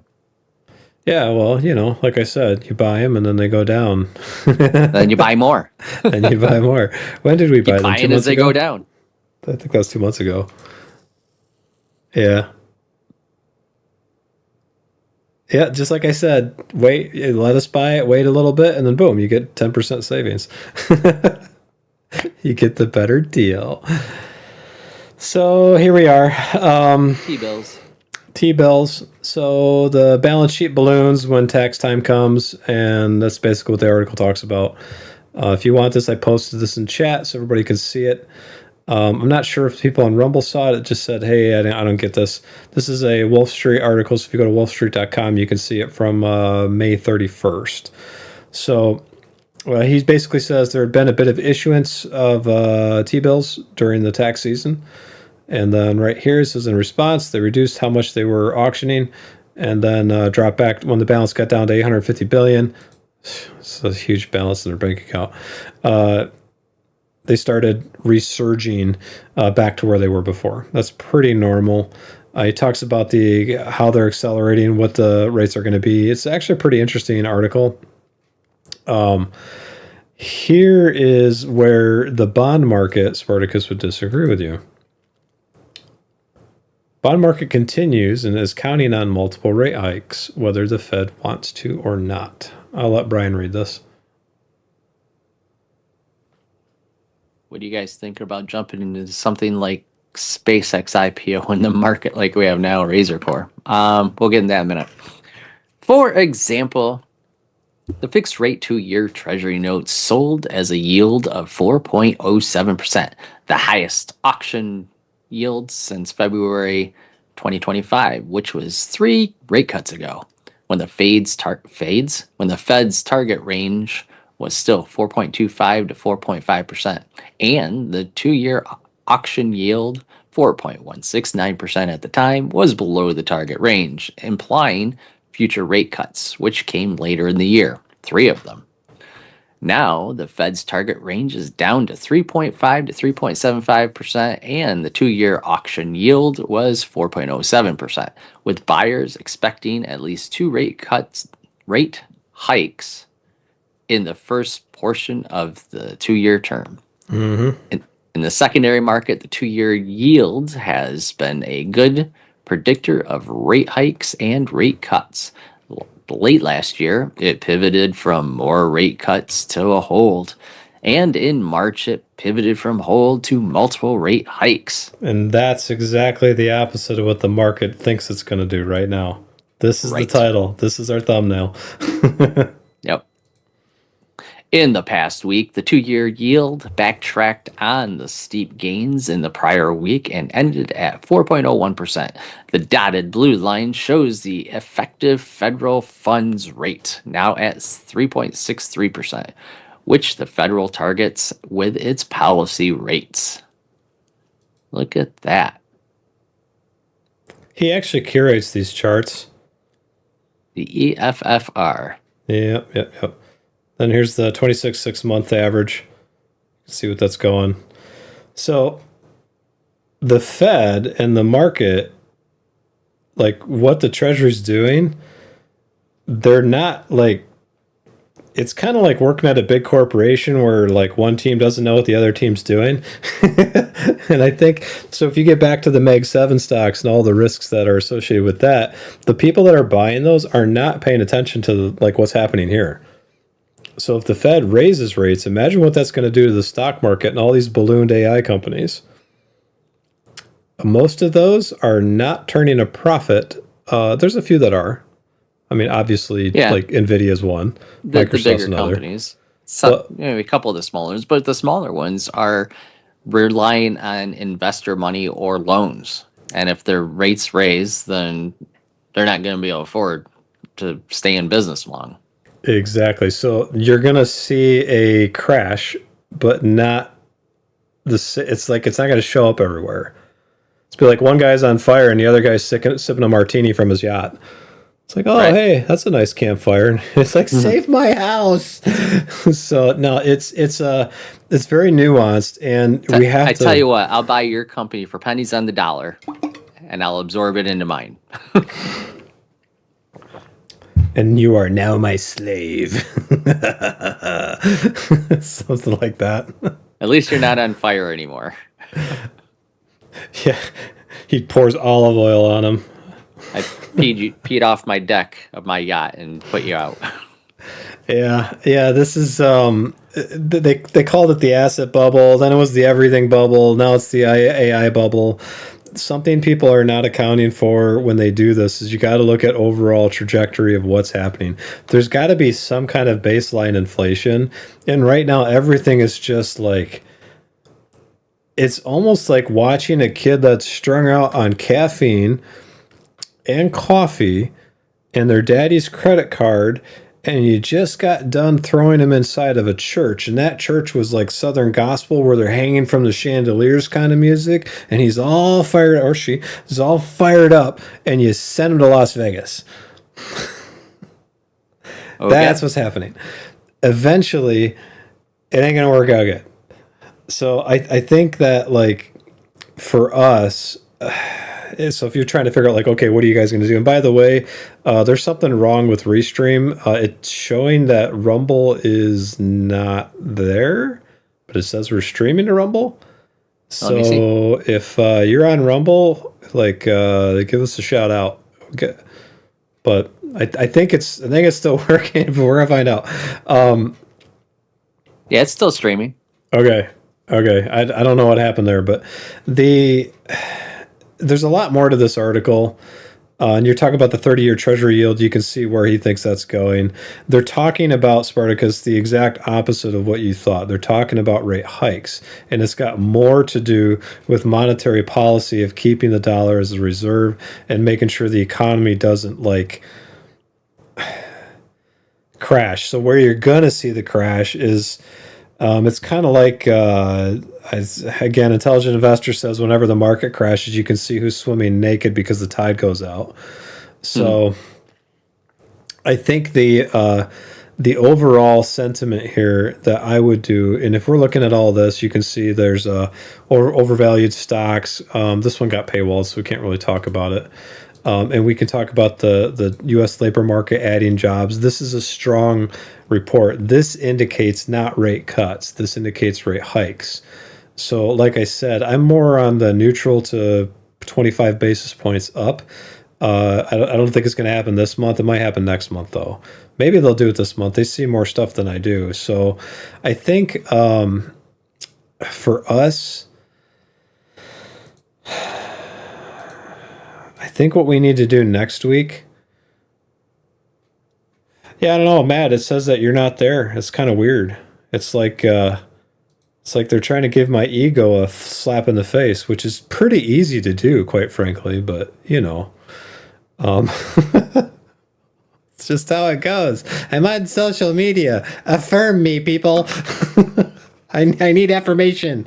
Is that what everybody on social media is like? They need to be validated. No, I think so. Given all of this and me just talking through the problem in my own head, I'm not sure we should do a T-bill. So what I think is going to happen now, Brian, this is where I need your input. This is where I need Brian's opinion. What does Brian think? If the Fed is still on their track of we need to raise rates or keep it flat in our portfolio, that's going to put some negative pressure on the bubbly side, like the frothy stocks. We've already seen that with Intel. And MU, I don't have any explanation for MU. That's probably just a bunch of people in a major trading floor somewhere that all have a bunch of money. It's like, hey, Roaring Kitty has got it figured out. Let's all do that too. But like not put it in writing or call anybody. So they're all like whispering in each other's ears. It's like that story you passed around the circle. No, you just pick somebody as the leader and everybody else just follows their lead. Do what I do. Yeah, that guy's not going to jail. So but you can't. I mean, you're just following somebody else's. That's not illegal. So here's my conundrum. I want to build a cash position in the portfolio. I want to be able to take advantage of a bubble popping. Oh, the Porsche's back, which means the kids are back. It's going to get noisy. Let me close this door after I get this out. So here's the question. I want to build this cash position to cushion against it. But right now, if the Fed raises rates, I'm getting a lower rate than I could get, like if I waited. If I buy a stock and the Fed raises rates a lot, there's a lot of negative pressure on that equity if the equity isn't well financed with its own profit and its own cash. Thankfully, this portfolio is not set up that way. Rumble is a little bit. Yeah, that one might be in trouble, but they're coming through that. So, do we build cash? And I think the answer for me, at least before I get your input, and I'll get up and do this, but I think for me, maybe we should just do another like stock screener next week and just start dumping in to see where everybody's cash position is to find out what happens. Do they need this equity? Are they going to use it? And what sectors of the economy are going to survive this? I think there's a lot of manufacturing that's just overlooked right now. All right, that's the question. I think ready to go. That I'm listening. We do one of two things. Either one, I'm all for doing a stock screener and see if there's what's out there, see if there's anything better, especially with the stocks that we already have. Anything that we're down on, see what we could pour into, like maybe Comcast, even though they're up $8,000, like our cost basis, because we put a lot into that already. But we'd have to find something that we don't have a lot that we could raise the cost basis and keep the percent of the account down. But if we do put it into cash, I'm more looking towards a CD, like a 3-month CD, instead of a T-bill, unless it comes out that they are going to change the rates, which will change the T-bill percent. But for right now, the CDs offer a slightly better percentage that's at least keeping pace or over what inflation is at the moment. So we get at least some of our money out of that. So what you're saying is the market is kind of like a really fat man on an amusement park ride that's pinching his butt cheeks at the top of a hill just before the roller coaster goes down. Okay. That's not what I was saying, but hey, to each his own.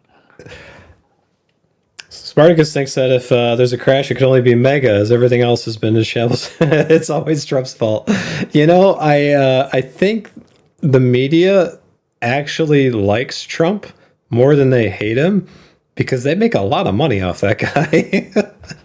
Like That they do. he makes a lot of news. Hey, check this out. We're almost 25% now if you include our dividend yield. That's Look at man, this is why I'm worried about a crash. Every time I get to 20%, something happens. We're that. right Making there. too much money. We're You can't over handle that number. I gotta sell it all, Brian. I gotta sell it all. We're gonna buy one T-bill. All the stocks. Just sell them all. Pay all those taxes too. Keeping up with the Russell 2000. Yeah, we are actually. Yeah. So I think And they're professionals. we're just redneck nerds in a basement somewhere. Pinching his butt Redneck. cheeks. You don't know what that is? You ever done that before? Like try to here, tell you what, drink a whole bunch of coffee, like nonstop, and then try to hold it in. Now you know exactly what it's like. Yeah. You clenching your butt cheeks, you know? Like when you're in a car and you're going fast, and then you got to slam on your brakes really so you don't hit whatever car, you clench your butt cheeks, you know? Should have said clench, yeah, not pinch. That's see, Jim Carrey practices his voices and his faces. I practice clenching for a market crash. That's what I do. Every day. Pinching your butt cheeks is like you're taking a big dump and you like gotta go really quick to do something else, so you pinch it off. Yeah. You do that? What? Wait a minute. That's gross. Why are we talking about this? You gotta pinch it off and go, man. Oh no. So that's kind of where, I do my self-talk in the mirror and I clench and then I say, oh gosh, I'm going to go on social media and try to tell everybody exactly where we think this is going. And this is what the channel devolves into. So what is Bitcoin? So like I said, the market's been pretty quiet. Except for crypto. Bitcoin. Wow, you're right. They really have taken a dump. Speaking of that. But on the other, well, I guess it's above 60,000 again. But on that note, Bitcoin's 60,000 a Bitcoin, so it's still like for something that has little to no use right now, $60,000.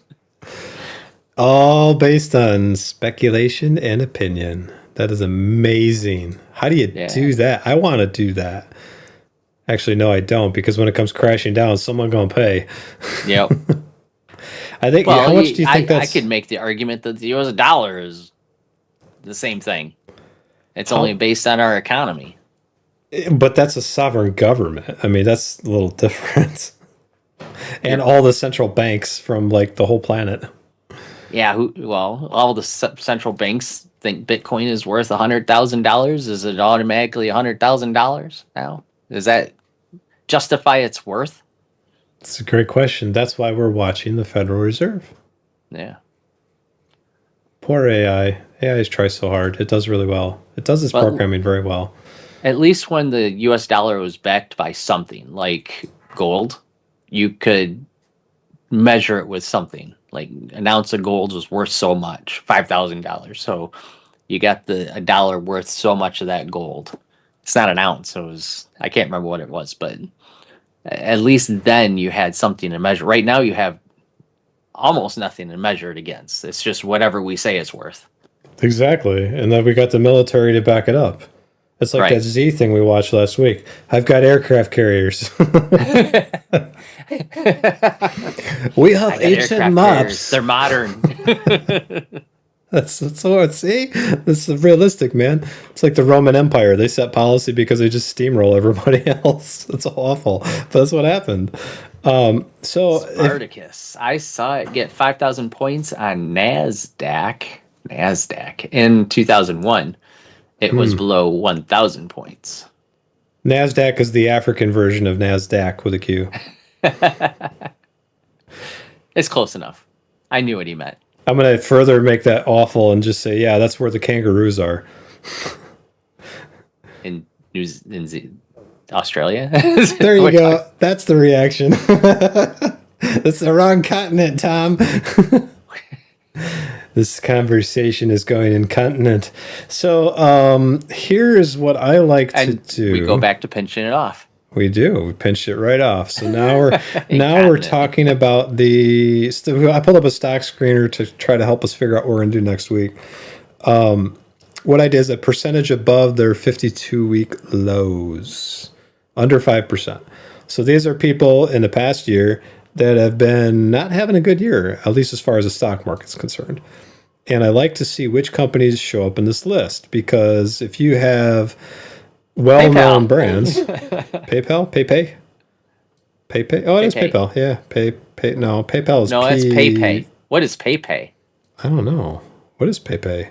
I saw that. I saw PayPal in my head, but it's PayPay. You're right. This is North Korean's version of PayPal. PayPay. It could be. Watch, they're bigger. They've got It's more probably equity. China's. It could be. You're down. Now you see, you squirreled me, Brian. I'm going to find out who they are now. PayPay. They are. Hey, what happened to it? Go back. I'm back. How am I back? You closed There- it. Yeah, well, I did. So here we go. PayPay, Financial Services, NASDAQ, PayP. All right. PayP, you. I think they're playing on PayPal. They're trying to get people. PayPal, a PayPay Corporation, a financial technology company, provides a digital finance platform with services that include easy-to-use payments and other financial services in Japan. They are It is a competition. The company operates through two segments, payment and financial services. The payment segment provides payment, settlement, and related services through the PayPay app. The payment credit services, such as revolving something or other, installments, payment options, and Keep cash going. advances. I'm going to do the financial PayPay services. thing. The financial services segment offers internet banking, security, intermediary, PayPay point, investment related, and loan management services. It also provides PayPay settlement, PayPay balance, and PayPay credit payment. PayPay balance, PayPay credit payments using link services, payments using PayPay bank app, utility bill and tax payments, payment credit. What the? I still want to know who makes these damn things, because that's just a lot of P's. Revolving and installment payment options, cash advance and acquiring services, and in financial services comprising internet banking. So this is basically Japan's PayPal. That's what this is. They're piggybacking on PayPal's success and trying to get you to invest, thinking that you are investing in PayPal, but it's Japan. I really didn't expect this to be Japan. I expected this to be China, quite honestly. But wow, that's very impressive. I wish I could control the screen so I could look at this thing. But there's absolutely, like, Morningstar is the only one rating these guys. LSEG, it's a buy at $15. I want to know more about these guys. But Tom left. He left me. There's a shitcoin, Peppy. Yeah. Yeah, Tom. What? So the problem with you leaving is I can't control the screen. So I want to, like, scroll down and know more about these guys, but I can't because you left it. I did. I should have probably given you control. But these are, like I told chat, these are absolutely just a company just piggybacking off from PayPal's success and trying to get you to think that they're PayPal. How many people do you think bought this stock thinking they were buying PayPal? It's PayP, right? PayPal. PayPay. They need three symbols: PayPay, and then a lay, and then a pew. That's what they need. Pepe Le Pew. But then they wouldn't be from Japan, so then it's kind All of right, let's ruins go it. back to the top. There's Celsius. So we got Chipotle. Shake Shack. You ever heard of Shake XMG, Shack? Yeah, I've heard of Shake Shack. They're out West Coast, California, and all that. Hey, Spartacus, did you buy Rumble before or after their $10 a share pump and dump? You had to go PayPay.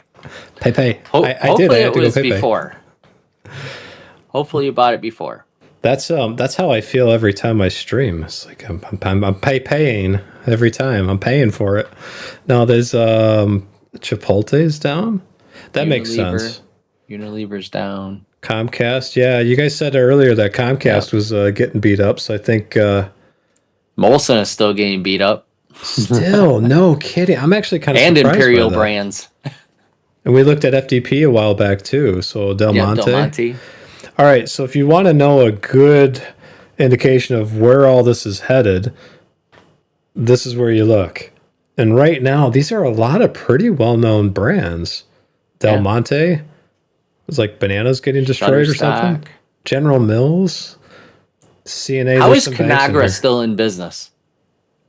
CAG? Oh, that was it. It was CAG? CAG. That's the one that the guy wanted me to look at. We should probably look at that just to humor him. AT&T, yeah. So, and there's another one, Pay. So you got PayPal, Pay, and Pay. This is Paymentus. We should maybe we should just like do a portfolio that's all pay. Just pay. Which one? Which pay is the best? So that way, when somebody ever asks me in public if I ever get like notoriety that way, I just say, "So what'd you buy?" Pay. They think I'm like something's wrong with me, and they don't bother me. And we could do an ETF, call it Pay. They would be right, of course. I mean, there is something wrong with me. What am I doing on social media? But Because there's something wrong with you. oh, look, Vicky. That's the Vicky. YouTuber one. Vicky PICI. Properties. Man, they are all over social media. Oh, because they got a giant dividend. A giant dividend. I see what you did there. There's Yum. Yeah. These are a lot of ones that we. This is interesting. There's a lot of banks in here too. The Wise Group. They ain't so wise this year. Jefferson Capital, Buckle Inc. Tractor Supply. Really? Why are tractors so freaking expensive then? That's Tractor Supply Company. Yeah. That's like a Blame's Farm and Fleet. Cargoros, I believe that. I'd be surprised if Carvana's not in here too. The used car Boston market's just on Scientific. fire. Oh, that's where whose daughter's going. Yeah. Or is it Internship. Boston Medical, I think. I don't know if that was. No, it's Boston Scientific. Was it? Yeah. Good time to get some shares in that business. He's taking her like next week or something. Or the Whirlpool. Yeah, we know Still about in there. Whirlpool. Let's go look at CAG after this. Blackstone. Payout Mortgage. ratio for CAG is weird, according to Matt. One Republic. 10,000%. Oh, Zillow. Zillow Group. Yeah, I believe that. So I would expect like the used car market, car dealers, they'd be suffering. I would expect the recreational vehicles. Like if you're looking for a sign of a market crash, is where you'd see it. And then from there, it would cascade into real estate, secondary properties. And then from there, it would cascade into banking. And you're kind of seeing that here. You got Wix.com. Nobody's making websites anymore. No, that's an interesting conversation about like the web is consolidating. And if you're talking about like jobs being lost to AI, making a website is so much easier with the AI. You just tell it what you want it makes the code and everything, and it'll even post it for you if you give it hooks into whatever hosting you want. Shoot, it'll tell you how to host it yourself. Hippo Holdings, they might be endangered. Or Hippo? Hippo? Oh, that's Hippo. Mattel. Really? All right, let's look at CAG. CAG. Conagra. Conagra? Is it Conagra or Conagra? I say Conagra. They do food, don't they? They're all like frozen foods and stuff. Packaged foods, consumer packaged goods. Yeah. It says right there. Yep. Slim Jims. We actually have Slim Jims in our fridge. Snap it to a Slim Jim. Actually, no, they're not Slim. No, they are. We do have one package of Slim Jims. My wife bought a healthier, if there's such a thing, a healthier alternative to them. Yeah, there is. That was the chomps that I was eating. They do Ready Whip. All right, since we're going to do some financial analysis, I got to go dark and foreboding because the bright light's killing me. Hold on. Wait for it. Dark and foreboding light. Execute. Okay. Now I'm dark and foreboding with only one light to shine on my beautiful nerdy face. Wow, they've had a bad. We looked at CAG a few times now. This is not the first time we've been here. Mm-mm. They are wow. So They keep dropping. They do. Last time we looked at them was, I think it was in the middle of 2024. They were somewhere in here, and there was some speculation that they were done dropping. But I remember looking at the chart, and I think it was either you that pointed out, or there was a comment that pointed out that they were doing pretty good compared to 2014, but now we're going all the way. Like the finances didn't look good, so now taking out the two drops in 2028 and 2001, you got to go all the way back to 1994. I was 12. Actually, I built my first computer in 1994, and it was like a Packard Bell, and I wanted to know how it works, so I took it apart and spread it all out, all the ISA cards and everything on the floor. Stepdad comes down in the morning, and a lot of WTF moments. I was 2 years out of high school. They called HP in, or Packard Bell in, and Tech comes out there. He gets halfway down the stairs, and he drops his, like they had this tool bag. He dropped it, and it just went down the steps and scattered everywhere. He spent like 7 hours there, and he couldn't figure it out because I took the EEPROMs out too. Like that was back when you could plug in the cards and stuff. I took it all out, and I wanted to play Wolfenstein and Doom on DOS. So I put it back together the following night, like after he couldn't figure it out because I was grounded for life, and he comes back the next day. He drops it again because, like, I'm sitting there playing Wolfenstein at like 6 in the morning. I don't know what he was doing getting there that early. I guess he brought some guy with him, and like I'm sitting there and it's like, uh-oh, I'm in trouble. But no, I had it all back together and working, and I had to like reformat some things in DOS, but it all worked fine. And no, they couldn't figure out how I did it. So cool story, bro. Yeah, and do I even lift is the next question. So where are we at? 13, 14? If you look at the jizz, the graph is very similar. Yeah. Okay. Dividends, 11%. No way. That's because they just been dropping in price and they haven't changed their forward guidance. Yep. Payout ratio is non-existent. All right, so if you don't know what this is, the payout is the percentage of the earnings. I'm not even sure that coverage ratio is right. Yeah, this means that if they took the cash they have in hand to pay their 11% dividend, so this is based on the yield. This isn't based on like percentage of earnings. So if you took the 11% of what it was the last time they reported their numbers. March 31st was when they announced the last date. Yeah, this is where like they could cover it, and they can't. They have to take money, all of that money out of the bank, and then ask for 6.5% more money. That's how bad they're doing. But then there's obviously more to the story than that. That is not an 11% dividend. That is a 1% dividend is what that is. Actually, even less than that. It's like a 0.5% dividend. That's a cut the dividend for now. Yeah. Now, there's more to it than this. So let's... You got to go into the statements. Earnings per share. Now, they can declare an X date and a whole bunch of people sell their dividends before they get locked in for their dividend, and you could get a bigger check. But yeah, so they're making money. Not a lot. Mm-mm. Not really turning much of a profit, though, after they adjust their earnings. So without actually looking at their investor reports, let's go look at their cash flow, because that's the dividend thing that they're talking about there. They are, they bleeding. Mm-hmm. They bleeding bad. To pay for that 11% dividend.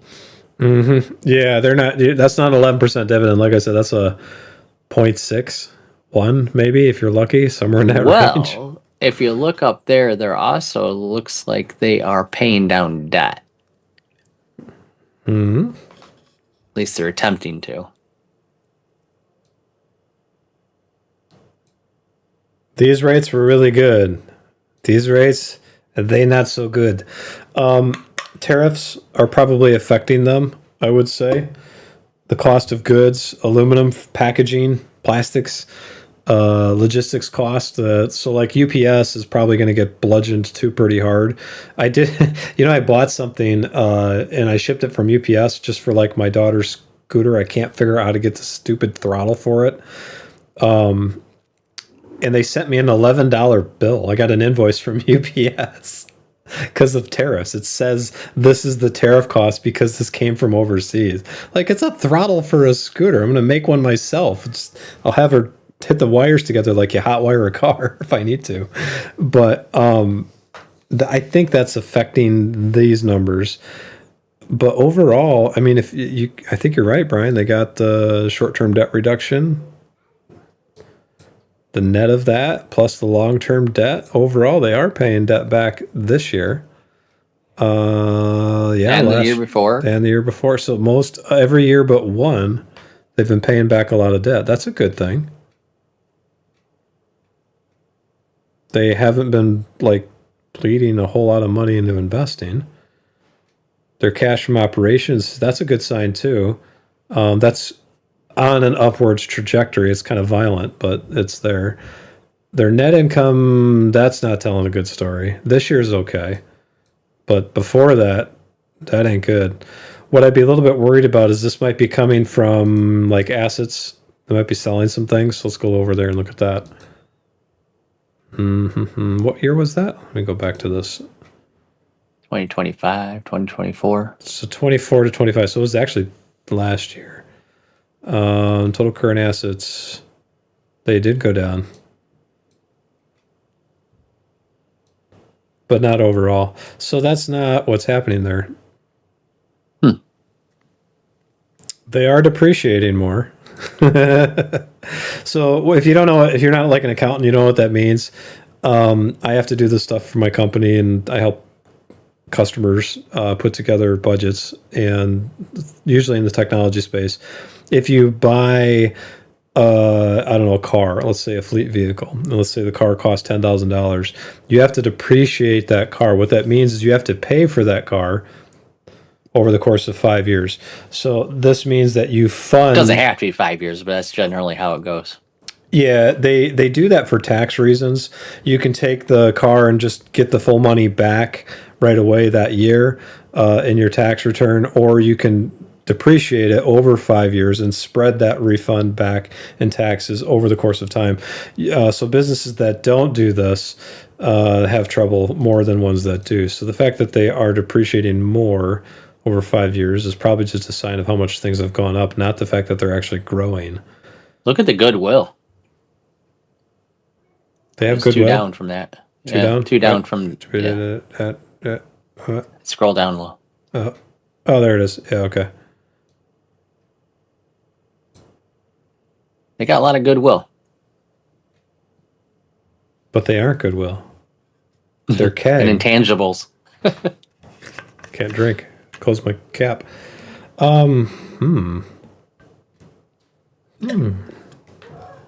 This should be like we both drink at the same time. There's a really good sign on them. Their overall shares outstanding with common stock, paid in capital, and everything. These numbers are not ballooning the way you would see with an REIT. Their retained earnings, their accumulated deficit's not bad, treasury. So this is not an irresponsible company. No. Outstanding is going down slightly. That's outstanding. That is outstanding. Total revenue flat. This is not an 11% dividend company. I'm gonna say that right now. But it's not a failing company either. No, it's not a failing company. This might be a value mismatch. We'll have to put this in our streamer to look at that. These would be good to compare with General Mills and some of the other ones that we've been looking at. Like AT&T took a beating too. I need to go to the rumor mill on these guys then. Find out what's going on. Tariffs. They're investing in new factory in Mexico. Yep. Tariffs. uh Not bad. They look good now. So this is the third time we've looked at them, and the actual first time that we said they look okay. Yeah. I'm a little concerned about this. Especially compared to the stock price, the current stock price. Yeah, I'm a little concerned about that too. All right, so their total operating income. And the fact that they reclassified 2 of the last 5 years.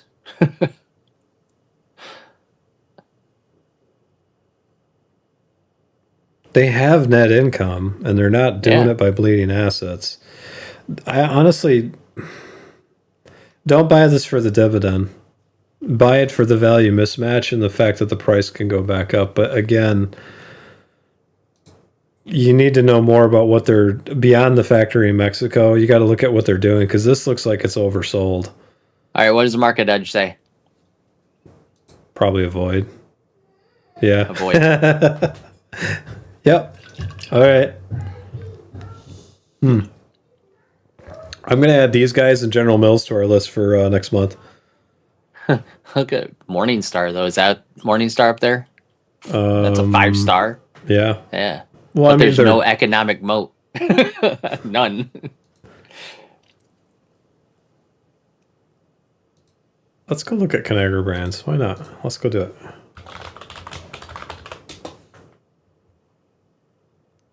I want to see all the brands. Give me all the brands. The best brands. Nobody does brands like they do brands. Who we are. Our leadership. Our brands. There we go. There's their brands. Hunts. Oh, okay. Yeah, that's a tariff thing. People are pricing that in, I think. Plastic, Bird's Eye, Boom Chicka, Orville. They got all the popcorns. Yeah, they do. Duke's Banquet, Pam, Hebrew. Oh, that's it? They sell hot dogs. Snack Pack, Maria. Yeah. All right. Healthy choice. Show me this. That's soups, isn't it? Soups Yeah. and like granola bars and stuff. Yep. Yeah. Oh, prepackaged meals too. Yeah, I forgot meals. about that. Yep. Frozen foods. Okay. Who's David? Where's Goliath? Seeds. David Sunflower Seeds. Oh yeah, you see these in gas stations when you're on the like taking a road trip or something. Yeah. Yep. Yeah. Okay. The official seed of baseball and softball.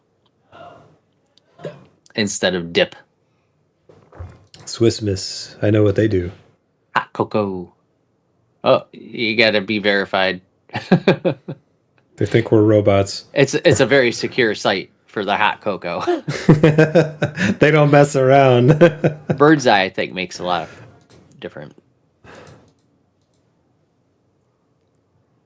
Vegetable steak. See, now I'm getting hungry. I'll have this little protein shake. I had my coffee. My cup of healthy coffee.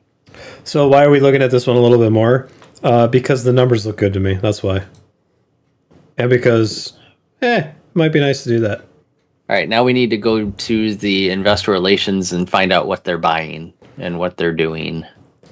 This is where, like, if the channel ever grows to the point where we get a lot of comments, Brian and I are going to have to, like, have somebody help us stay on task.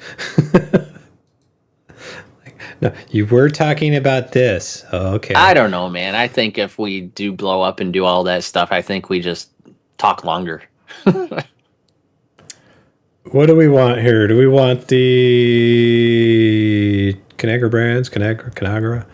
Appoint John Brace President and Chief Executive Officer. Is that really why they, like, crashed? Okay, April 13th, they're appointing new leadership. All right. No, I think they got the new CEO because they crashed. That makes more sense. But I want to just see. Yeah, go to April. March, April 13th. They're still true. Welcome to the company. Save us or you'll be fired. Save us or die. That's kind of what this is looking like. Oh, that's not good. That's like when Gelsinger left. The thing is like the guy that's coming in, he's getting all this credit for all the infrastructure that Gelsinger built. And even with Intel, like now they're saying, oh, well, we shouldn't have sold the chips division the way we did. It's like, yeah, he's probably like so pissed off right now, or just like he's checking completely out. It's like, you know what? I spent years building this and you guys screwed me. Yep. Yeah, that's maybe I shouldn't have sold that Micron back in 2017 when I had 1,000 shares of it. Bitcoin is down to 59,000. Oh my God. Don't think too much about that, Spartacus. If you got Bitcoin, just hold on to it. It'll go back up. or to zero. I'm confident of that. It's not going to go to zero. Okay, $1. There's way too many people throwing money into it. That they're going to collect their... Because people are shorting Bitcoin just like they short any stock. And they're trying to get it to drop. And they're going to make their money. People like Elon will throw a few $1 million into it to make it go back up. All their profits. And it's going to go back up. Casino. It might not be tomorrow, but give it time. Give it to the end of the year. That's the casino. It is. I've never heard of Hebrew hot dogs. I have. Are they in Israel only? No. No? Really? They're kosher. Oh, okay. Yeah, I know what that is. Yeah, all right. All right. So what do we want to like the annual report? We want to look at this? Well, they don't have like a news thing Look, they're green. and blue and red. No. It's just green. They're efficient. This is an efficient report showing you that they are saving the planet by printing PDFs instead of actual pieces of paper. This is a green company. But if you print a PDF, doesn't that go on an actual piece of paper? Yes, even though they slaughter cows, they're a green company. Mm-hmm. Delaware. I gotta zoom in. My old man eyes cannot read it. Oh, that wasn't zooming. That was the page. Go to zoom. What are you doing? It's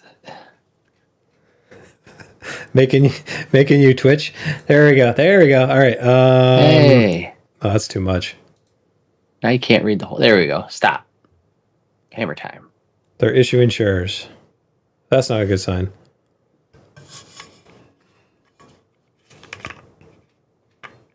You got to issue shares, otherwise people can't buy it. They have a section for nerdy IT people like us. Cybersecurity. They must have had a breach. Unresolved staff comments. Oh, let's go look at that. Let's go to page 20. I'm gonna ignore everything else. Let's go with that. I want to go see that. You said page 20? Yep. All right, we're doing it. Unresolved staff comments. 14, 15. Keep going. Keep going. Climate change? Well, That's yeah, the cows farting. You sell food, and we've got like a giant El Nino or whatever coming that's going to cause problems. Yep. There is a growing concern that carbon dioxide and other greenhouse gases with cows farting in the atmosphere may have an adverse impact on global temperatures, weather patterns, and the frequency and severity. Yeah. Okay, you squirreled. Keep going. Well, that could be... This isn't the page we want. Did they go woke? They better not have gone woke. This is 16. See the 16? Keep going. There's cybersecurity. Okay. 17. But that was all climate change. It was read climate change. Okay, here we go. Unresolved 20. Staff comments. Cybersecurity is focused on assessing, identifying, and managing risks arising out of our use of information technology, including the risk of cybersecurity incidents and threats. Our program is informed by recognized frameworks such as the U.S. Department of Commerce, National Institute of Standards, and Technologically Cybersecurity. That's one hell of a department name. and leverages external and internal expertise as appropriate. Our program is integrated into our operations and is widely communicated to employees through an employee and contractor cybersecurity awareness program. Yeah, and this is why people CEO don't read security. financial statements. Your awareness measures. So where is it? I want to see where their concerns are unresolved. That like they have to do multi-factor now, and that IT doesn't get paid enough, and that these computers are stupid, and they don't want to use their own cell phone for company. I can keep going. Table 10. Red teaming and phishing and social engineering. Hey, the YMCA says this. SLT. SLT, yeah, Hey, senior leadership team. We're the SLT of dividend dudes. We are. We're actually the senior leadership team. We're the only leadership. Hey, you know. We're also the peons and the janitor and the CEO and the CFO. We do it all. Engaged with law, blah, blah, blah. They probably had a breach. This is very much... yeah, this is very much like, oh crap, something happened to us. I would check. Is there any news about Conagra Brands getting hacked or whatever out there? Let me see. Because I don't see, like, nobody cares about IT until something's on fire. And I've been in the field for 24 years, so I think I've got enough experience with that to know that, yeah, that's how it is. Unless you're like a gaming company or you got a website and that's your business, nobody cares about IT.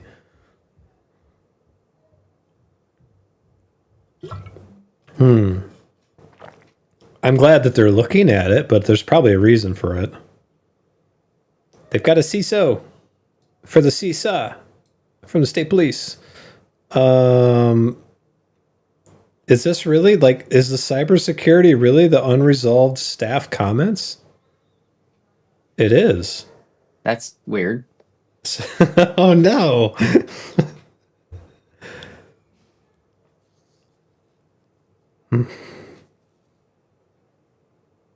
Oh, they're in Chicago. They're just down the street. Net sales has dropped significantly over the last year. Yeah, I see the drop, Spartacus. Margin erosion. That can't be it. Supply chain issues. Yeah, we know about that. Dividend risk. Nearly 11%. And a payout ratio hovering near 90%. Investors fear potential dividend cut. Negative sentiment. Underperform or underweight. That all speaks very well for a value mismatch. Leadership transition uncertainty. Announcement of new CEO taking over for Sean Connolly. Peace out, gluten. Hello, UDIs. What is that? Who comes up with these names? I'm looking at their products while you check the What's names. a UDI? It's like a UTI with a D. Urinary tract infection. That's something you want. Ooh, dividend information. Oh, they are desperately trying to hold on to that 0.35 cents. They're not going to do it, though. Yeah. I see this as a potential value mismatch, but we need to look a lot deeper before this could be one. If you asked me about Conagra or CAG a couple years ago, which people did, I would have said nope. No. Not with a 10-foot pole. Now I'm saying maybe. It's different now. Winnebago. Huh. They're on this list. So that's a good one. So we got to look at CAG. Mattel is interesting to me.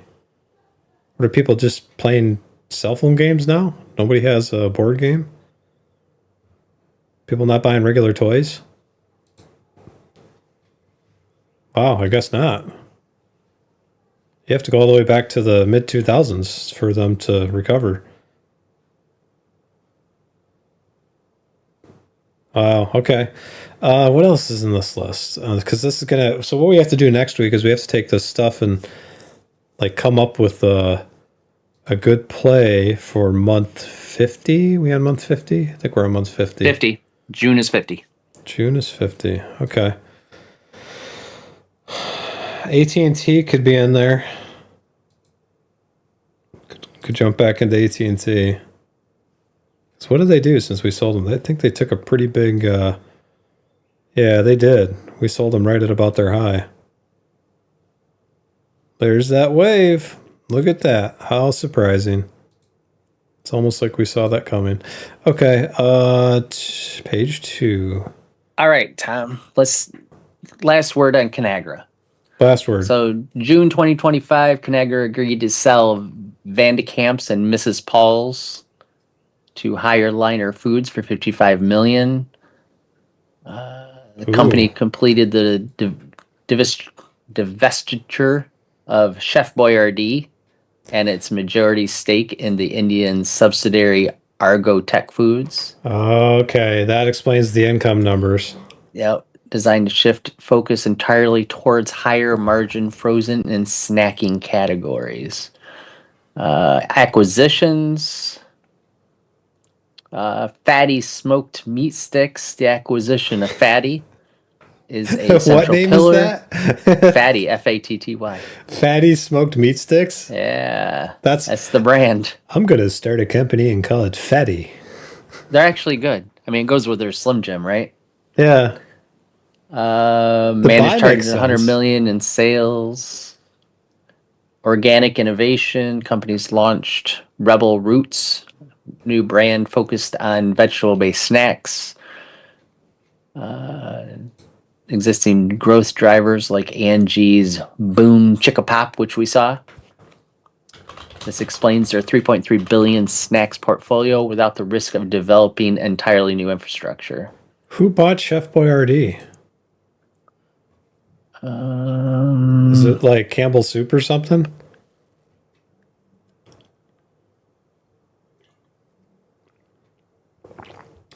Didn't this have that? Or is that the Pillsbury Doughboy? Am I thinking of the wrong one? Yeah, Chef Boyardee. I used to love Chef Boyardee when I was a kid, man. I'd eat an entire can of that crap. The ravioli. Oh. Get the big old can, just eat it. Supply chain upgrades, Project Catalyst initiative. This initiative utilizes AI-driven modernization to enhance revenue and profit margins.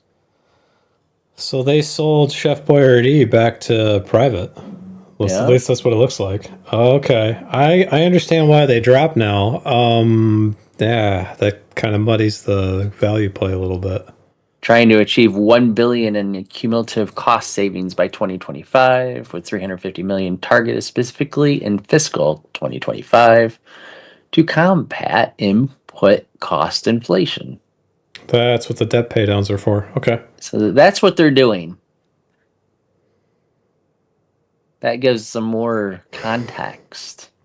So the difference, I mean, Intel's obviously a totally different sector, but Intel wasn't at the time of our purchase talking about selling off their brands. They still had all that when we bought them.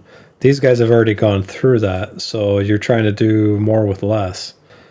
That's a little concerning to me, but I don't... I got to think more about that one. I need people to give me input and tell me what they think too.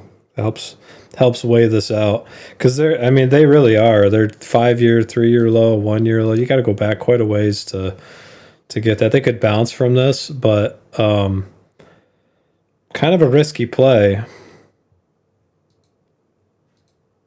AI could help them. Unfortunately, that won't help the people that work at the company, but it'll help the stock.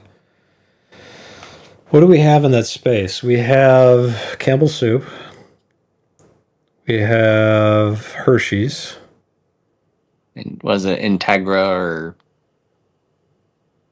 Ingredient? No, we don't have Ingredient, them. yeah. I have them personally, but...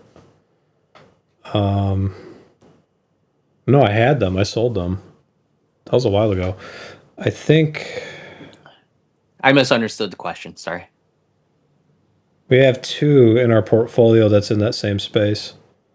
Coca-Cola kind of is in there, but they're also not. They're beverages. Yeah.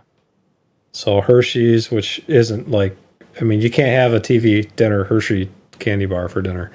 No, you shouldn't, at least. Campbell Soup is, though. They're in that Yeah. space, and they're down quite a bit, and their turnaround looks like a little bit further along. So They're a direct competitor. For us, let's go look at that. Campbell Soup brands. I think Spartacus said he put more into Campbell Soup. I'm leaning towards that again.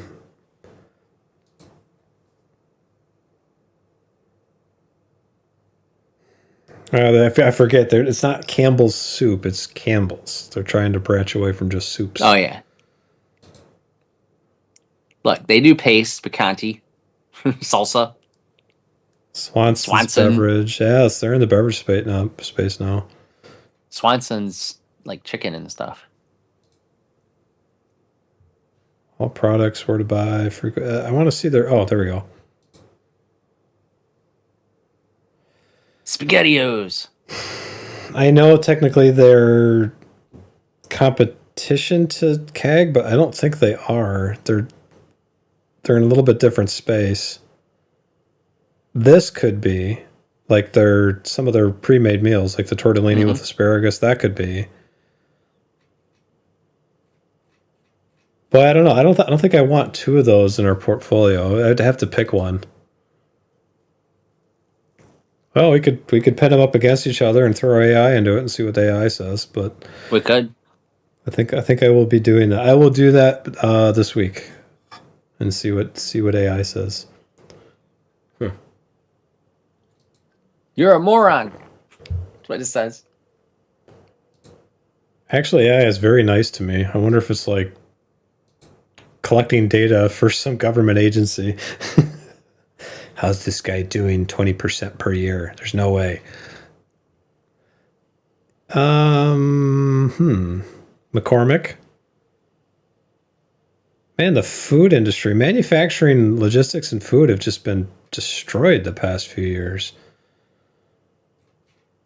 One more page, and then we're all set. So Whirlpool, Evertech, some banks. I don't like seeing that. Blackstone Mortgage, really? Okay. They're at their 52-week low. There's your Wix. There's your Zillow.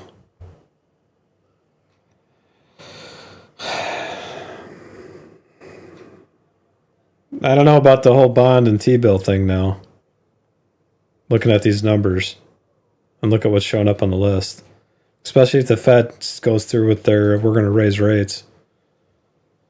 What you think, Brian? Another value play, or? I think we're going to have to do a list. We're going to have to pit some stocks against each other and see if they actually are. I'm still voting towards a CD if we don't find a stock.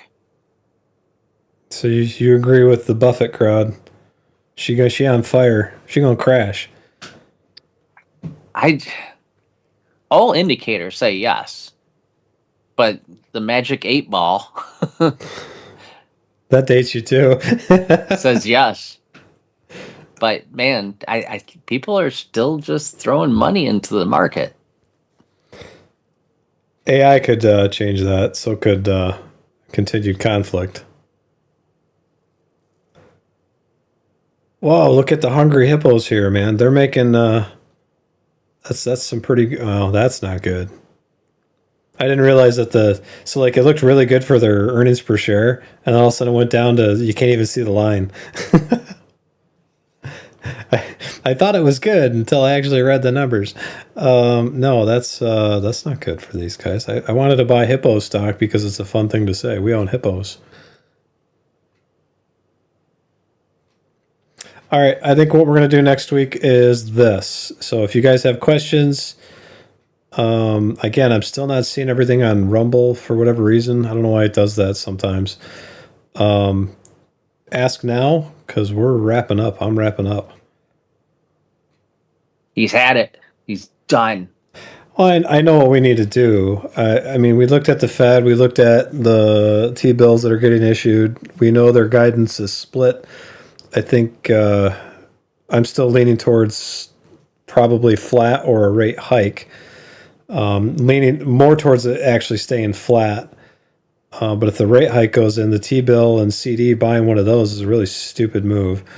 But if they hike it, then these are going to have negative pressure on the stocks themselves. So it's like almost a no-win situation, which does lend arguments for your buying a CD, because even if the rates go up and the market crashes, you're still guaranteed your 1.5% or whatever over the course of 3 months. Market drops 10, 20%. I don't think it's going to happen until this fall, but if it does, it drops 10, 20%. The spread is about 25%. You did all right. You're doing okay. If I buy CAG or Campbell Soup or whatever, any one of these stocks, and the market drops, the principal value of that just goes with it. The challenge is if you hold on to that cash and you're only going to accept the 4% returns or whatever it is, you have to weigh that against like the dividends that would be qualified from a company, and whether or not that the company is in a truly value mismatch position compared to what you think the market's going to do. The market, you have to be convinced that if you hold it long enough, that value will come back in principle. So what we're doing then is we're expecting the market is pricing in cuts. If the market if the Fed doesn't cut, the market's probably going to react negatively to that. So if you buy a CD or a bond and the market goes down, you're getting a bigger dividend check per month relative to what it was a month or two ago. Well, in this case, 3 months, because you can't do a 1 month. Or at least I don't think you can do a 1 month here. Can we do a 1 month? Let's go look. No, I think just 3. Remember that when they had the 1 month? No. Oh yeah, this little thing showed up now too. Do the term. Oh, you can do 1 month again. Okay. Or still. I should say still. I thought it was just 3. Huh. And for those of you watching, this is not 4% for 1 month, because if it was, I would buy them all day long. That's 50% a year.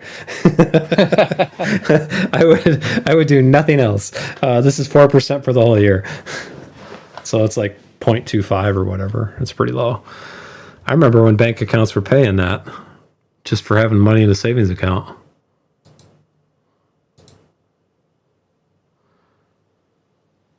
Yeah, we're over. Oh, look at that! It even went up again since we clicked on it last. Not much, but there's a couple. Look at them; they're all 4% now. That's why I said CD over T-bill at this point. That's almost a yield inversion. Not quite. We're not there yet, but they're creeping up. Okay, I'm with you. I just. We have a few weeks yet. We have 3 weeks before we have to do something. So I think I'm leaning towards this, unless there's a massive value mismatch, because then if the stocks really do take a dump in the fall, we're going to have a lot of equity that we can throw into it and get a pretty good dividend yield per dollar at that point then. That should compensate for the lackluster growth now and protect us in the event of a bludgeoning. That's going to stay pretty flat for a while if we do that, though. Right. Okay, I'm cool with that. I think to validate that, I think what we need to do is probably go through that stock screener and keep an eye on the Fed. Yep, and go through the rumor mill. I'll let you do that. You can post all the rumor mill links. Oh, speaking of that, I watched Upgrade. I can't remember who asked me to watch it. Last stream? The movie from Netflix? Yeah. but it was low budget, but it ended up better than what it started. Because it was pretty predictable up until the end. The end actually did, and I'm pretty good at. I've seen so many movies that I'm pretty good at guessing what is going to happen within the first like 10, 15 minutes of a movie. But there was, I even predicted the twist, but then it had another twist on top of that that I didn't see coming. So yeah, it was pretty good.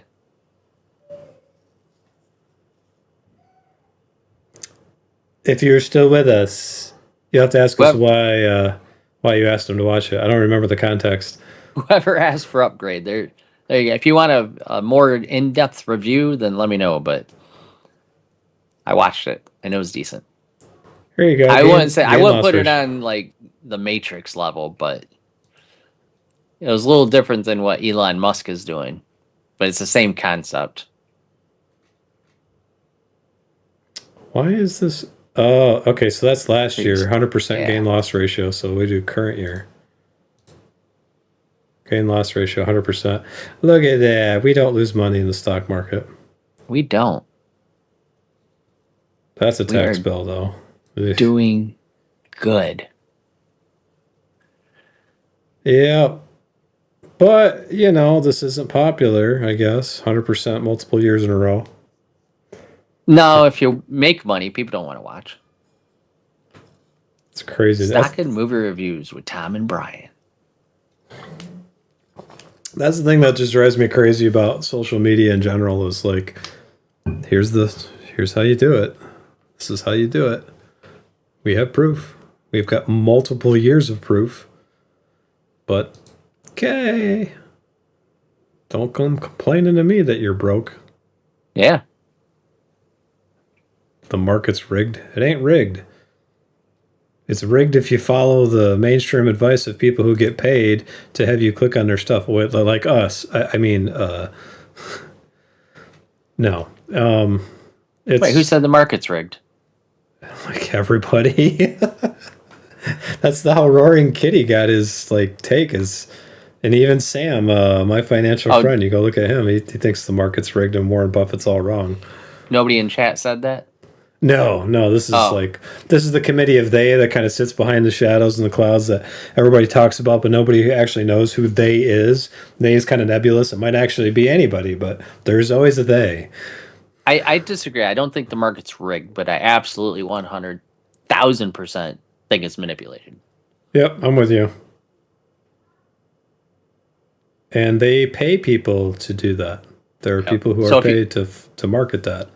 I suppose you could say that it's rigged because it's manipulated, but I think you're splitting hairs at that point.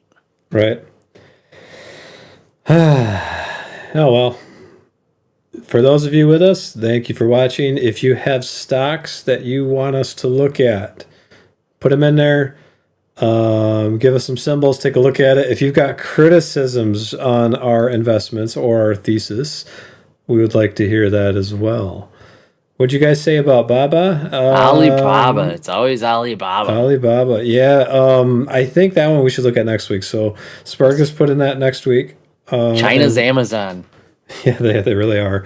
We'll look at all of that. We'll see what we can figure out. The problem again is if the Fed lowers rates, hyperinflation, good time to buy. Fed raises rates, not a good time to buy. Maybe a good time to do some defense plays, but it's got to buy something every month. So we're trying to position. Right now, what we're doing today is 6 months.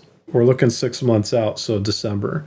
Trying to figure out what's going to happen then. Straight stays closed, they're going to be trouble. But if it opens back up, it's still going to be trouble, but it's going to taper off. There's a peace deal and the oil starts flowing. I think it'll be a different story. Yeah. This one's a toughie. I don't like it when the market's like this. It's too frothy. Frothy. It's a frothy market. A lot of FOMO. A lot of FOMO. But hey, How much are we making this month? It doesn't matter. No matter what the market does, we get paid $400 roughly, just $391 this month. Next month is low. It's $153, but the next 2 months, $556 and $526. So we've got almost $2,000 coming, and we Next 4 months. sit on our butt and clench if we wanted. Yeah, thanks, Razor. Yeah, like, subscribe, click the bell. Have a good weekend, and I'm out. I'm almost got Kajabi done. I got some beautification to do on that, and then hopefully next week we could roll that thing out and see who subscribes. And then, of course, we're gonna do a Rumble Premium. So if you don't have Premium, sorry, get it and then cancel it. I don't know. But yeah, we're gonna try and get our hours that they are the hoops that they're making us jump through to get that premium. What is it? The membership, premium. The membership, yeah. Premium. Our okay, what? We've been promoted. We are now premium content creators. Yeah, it's like the European prices, premium social media and financial influencers. Get them to help us get notified. I get noticed. Yeah, thank you for watching, guys. I don't know actually how many people are on the stream because like it's not showing me. I know we got comments, so I know there's people there, but oh well, we need to do this anyways. I've explained that 1,000 times. So cool. Check out Kajabi when Brian has it. No pressure, Brian. No pressure. It's not like I got a job to do. Or 3. That's how we pay for all this. We work 4 jobs. I have a guinea pig. The guinea pig sings at the nightclub. It's mostly squeaks. We need this to start paying a lot of money so we can stop that other job thing and just focus on this. I wouldn't. Well, Brian will do that. I can't. I got to take care of my customers. So. Yep. But. All right, everybody. Thanks very much. We will see you next week. Hopefully around noon, 1 o'clock ish. As this grows, that time will get more consistent. So yeah, I know it's frustrating, but it's just the way it is now. We'll get there. Maybe in 30 years, but we'll get there. All right, with that, happy streaming. Thanks for watching, everybody. Happy investing. Happy investing.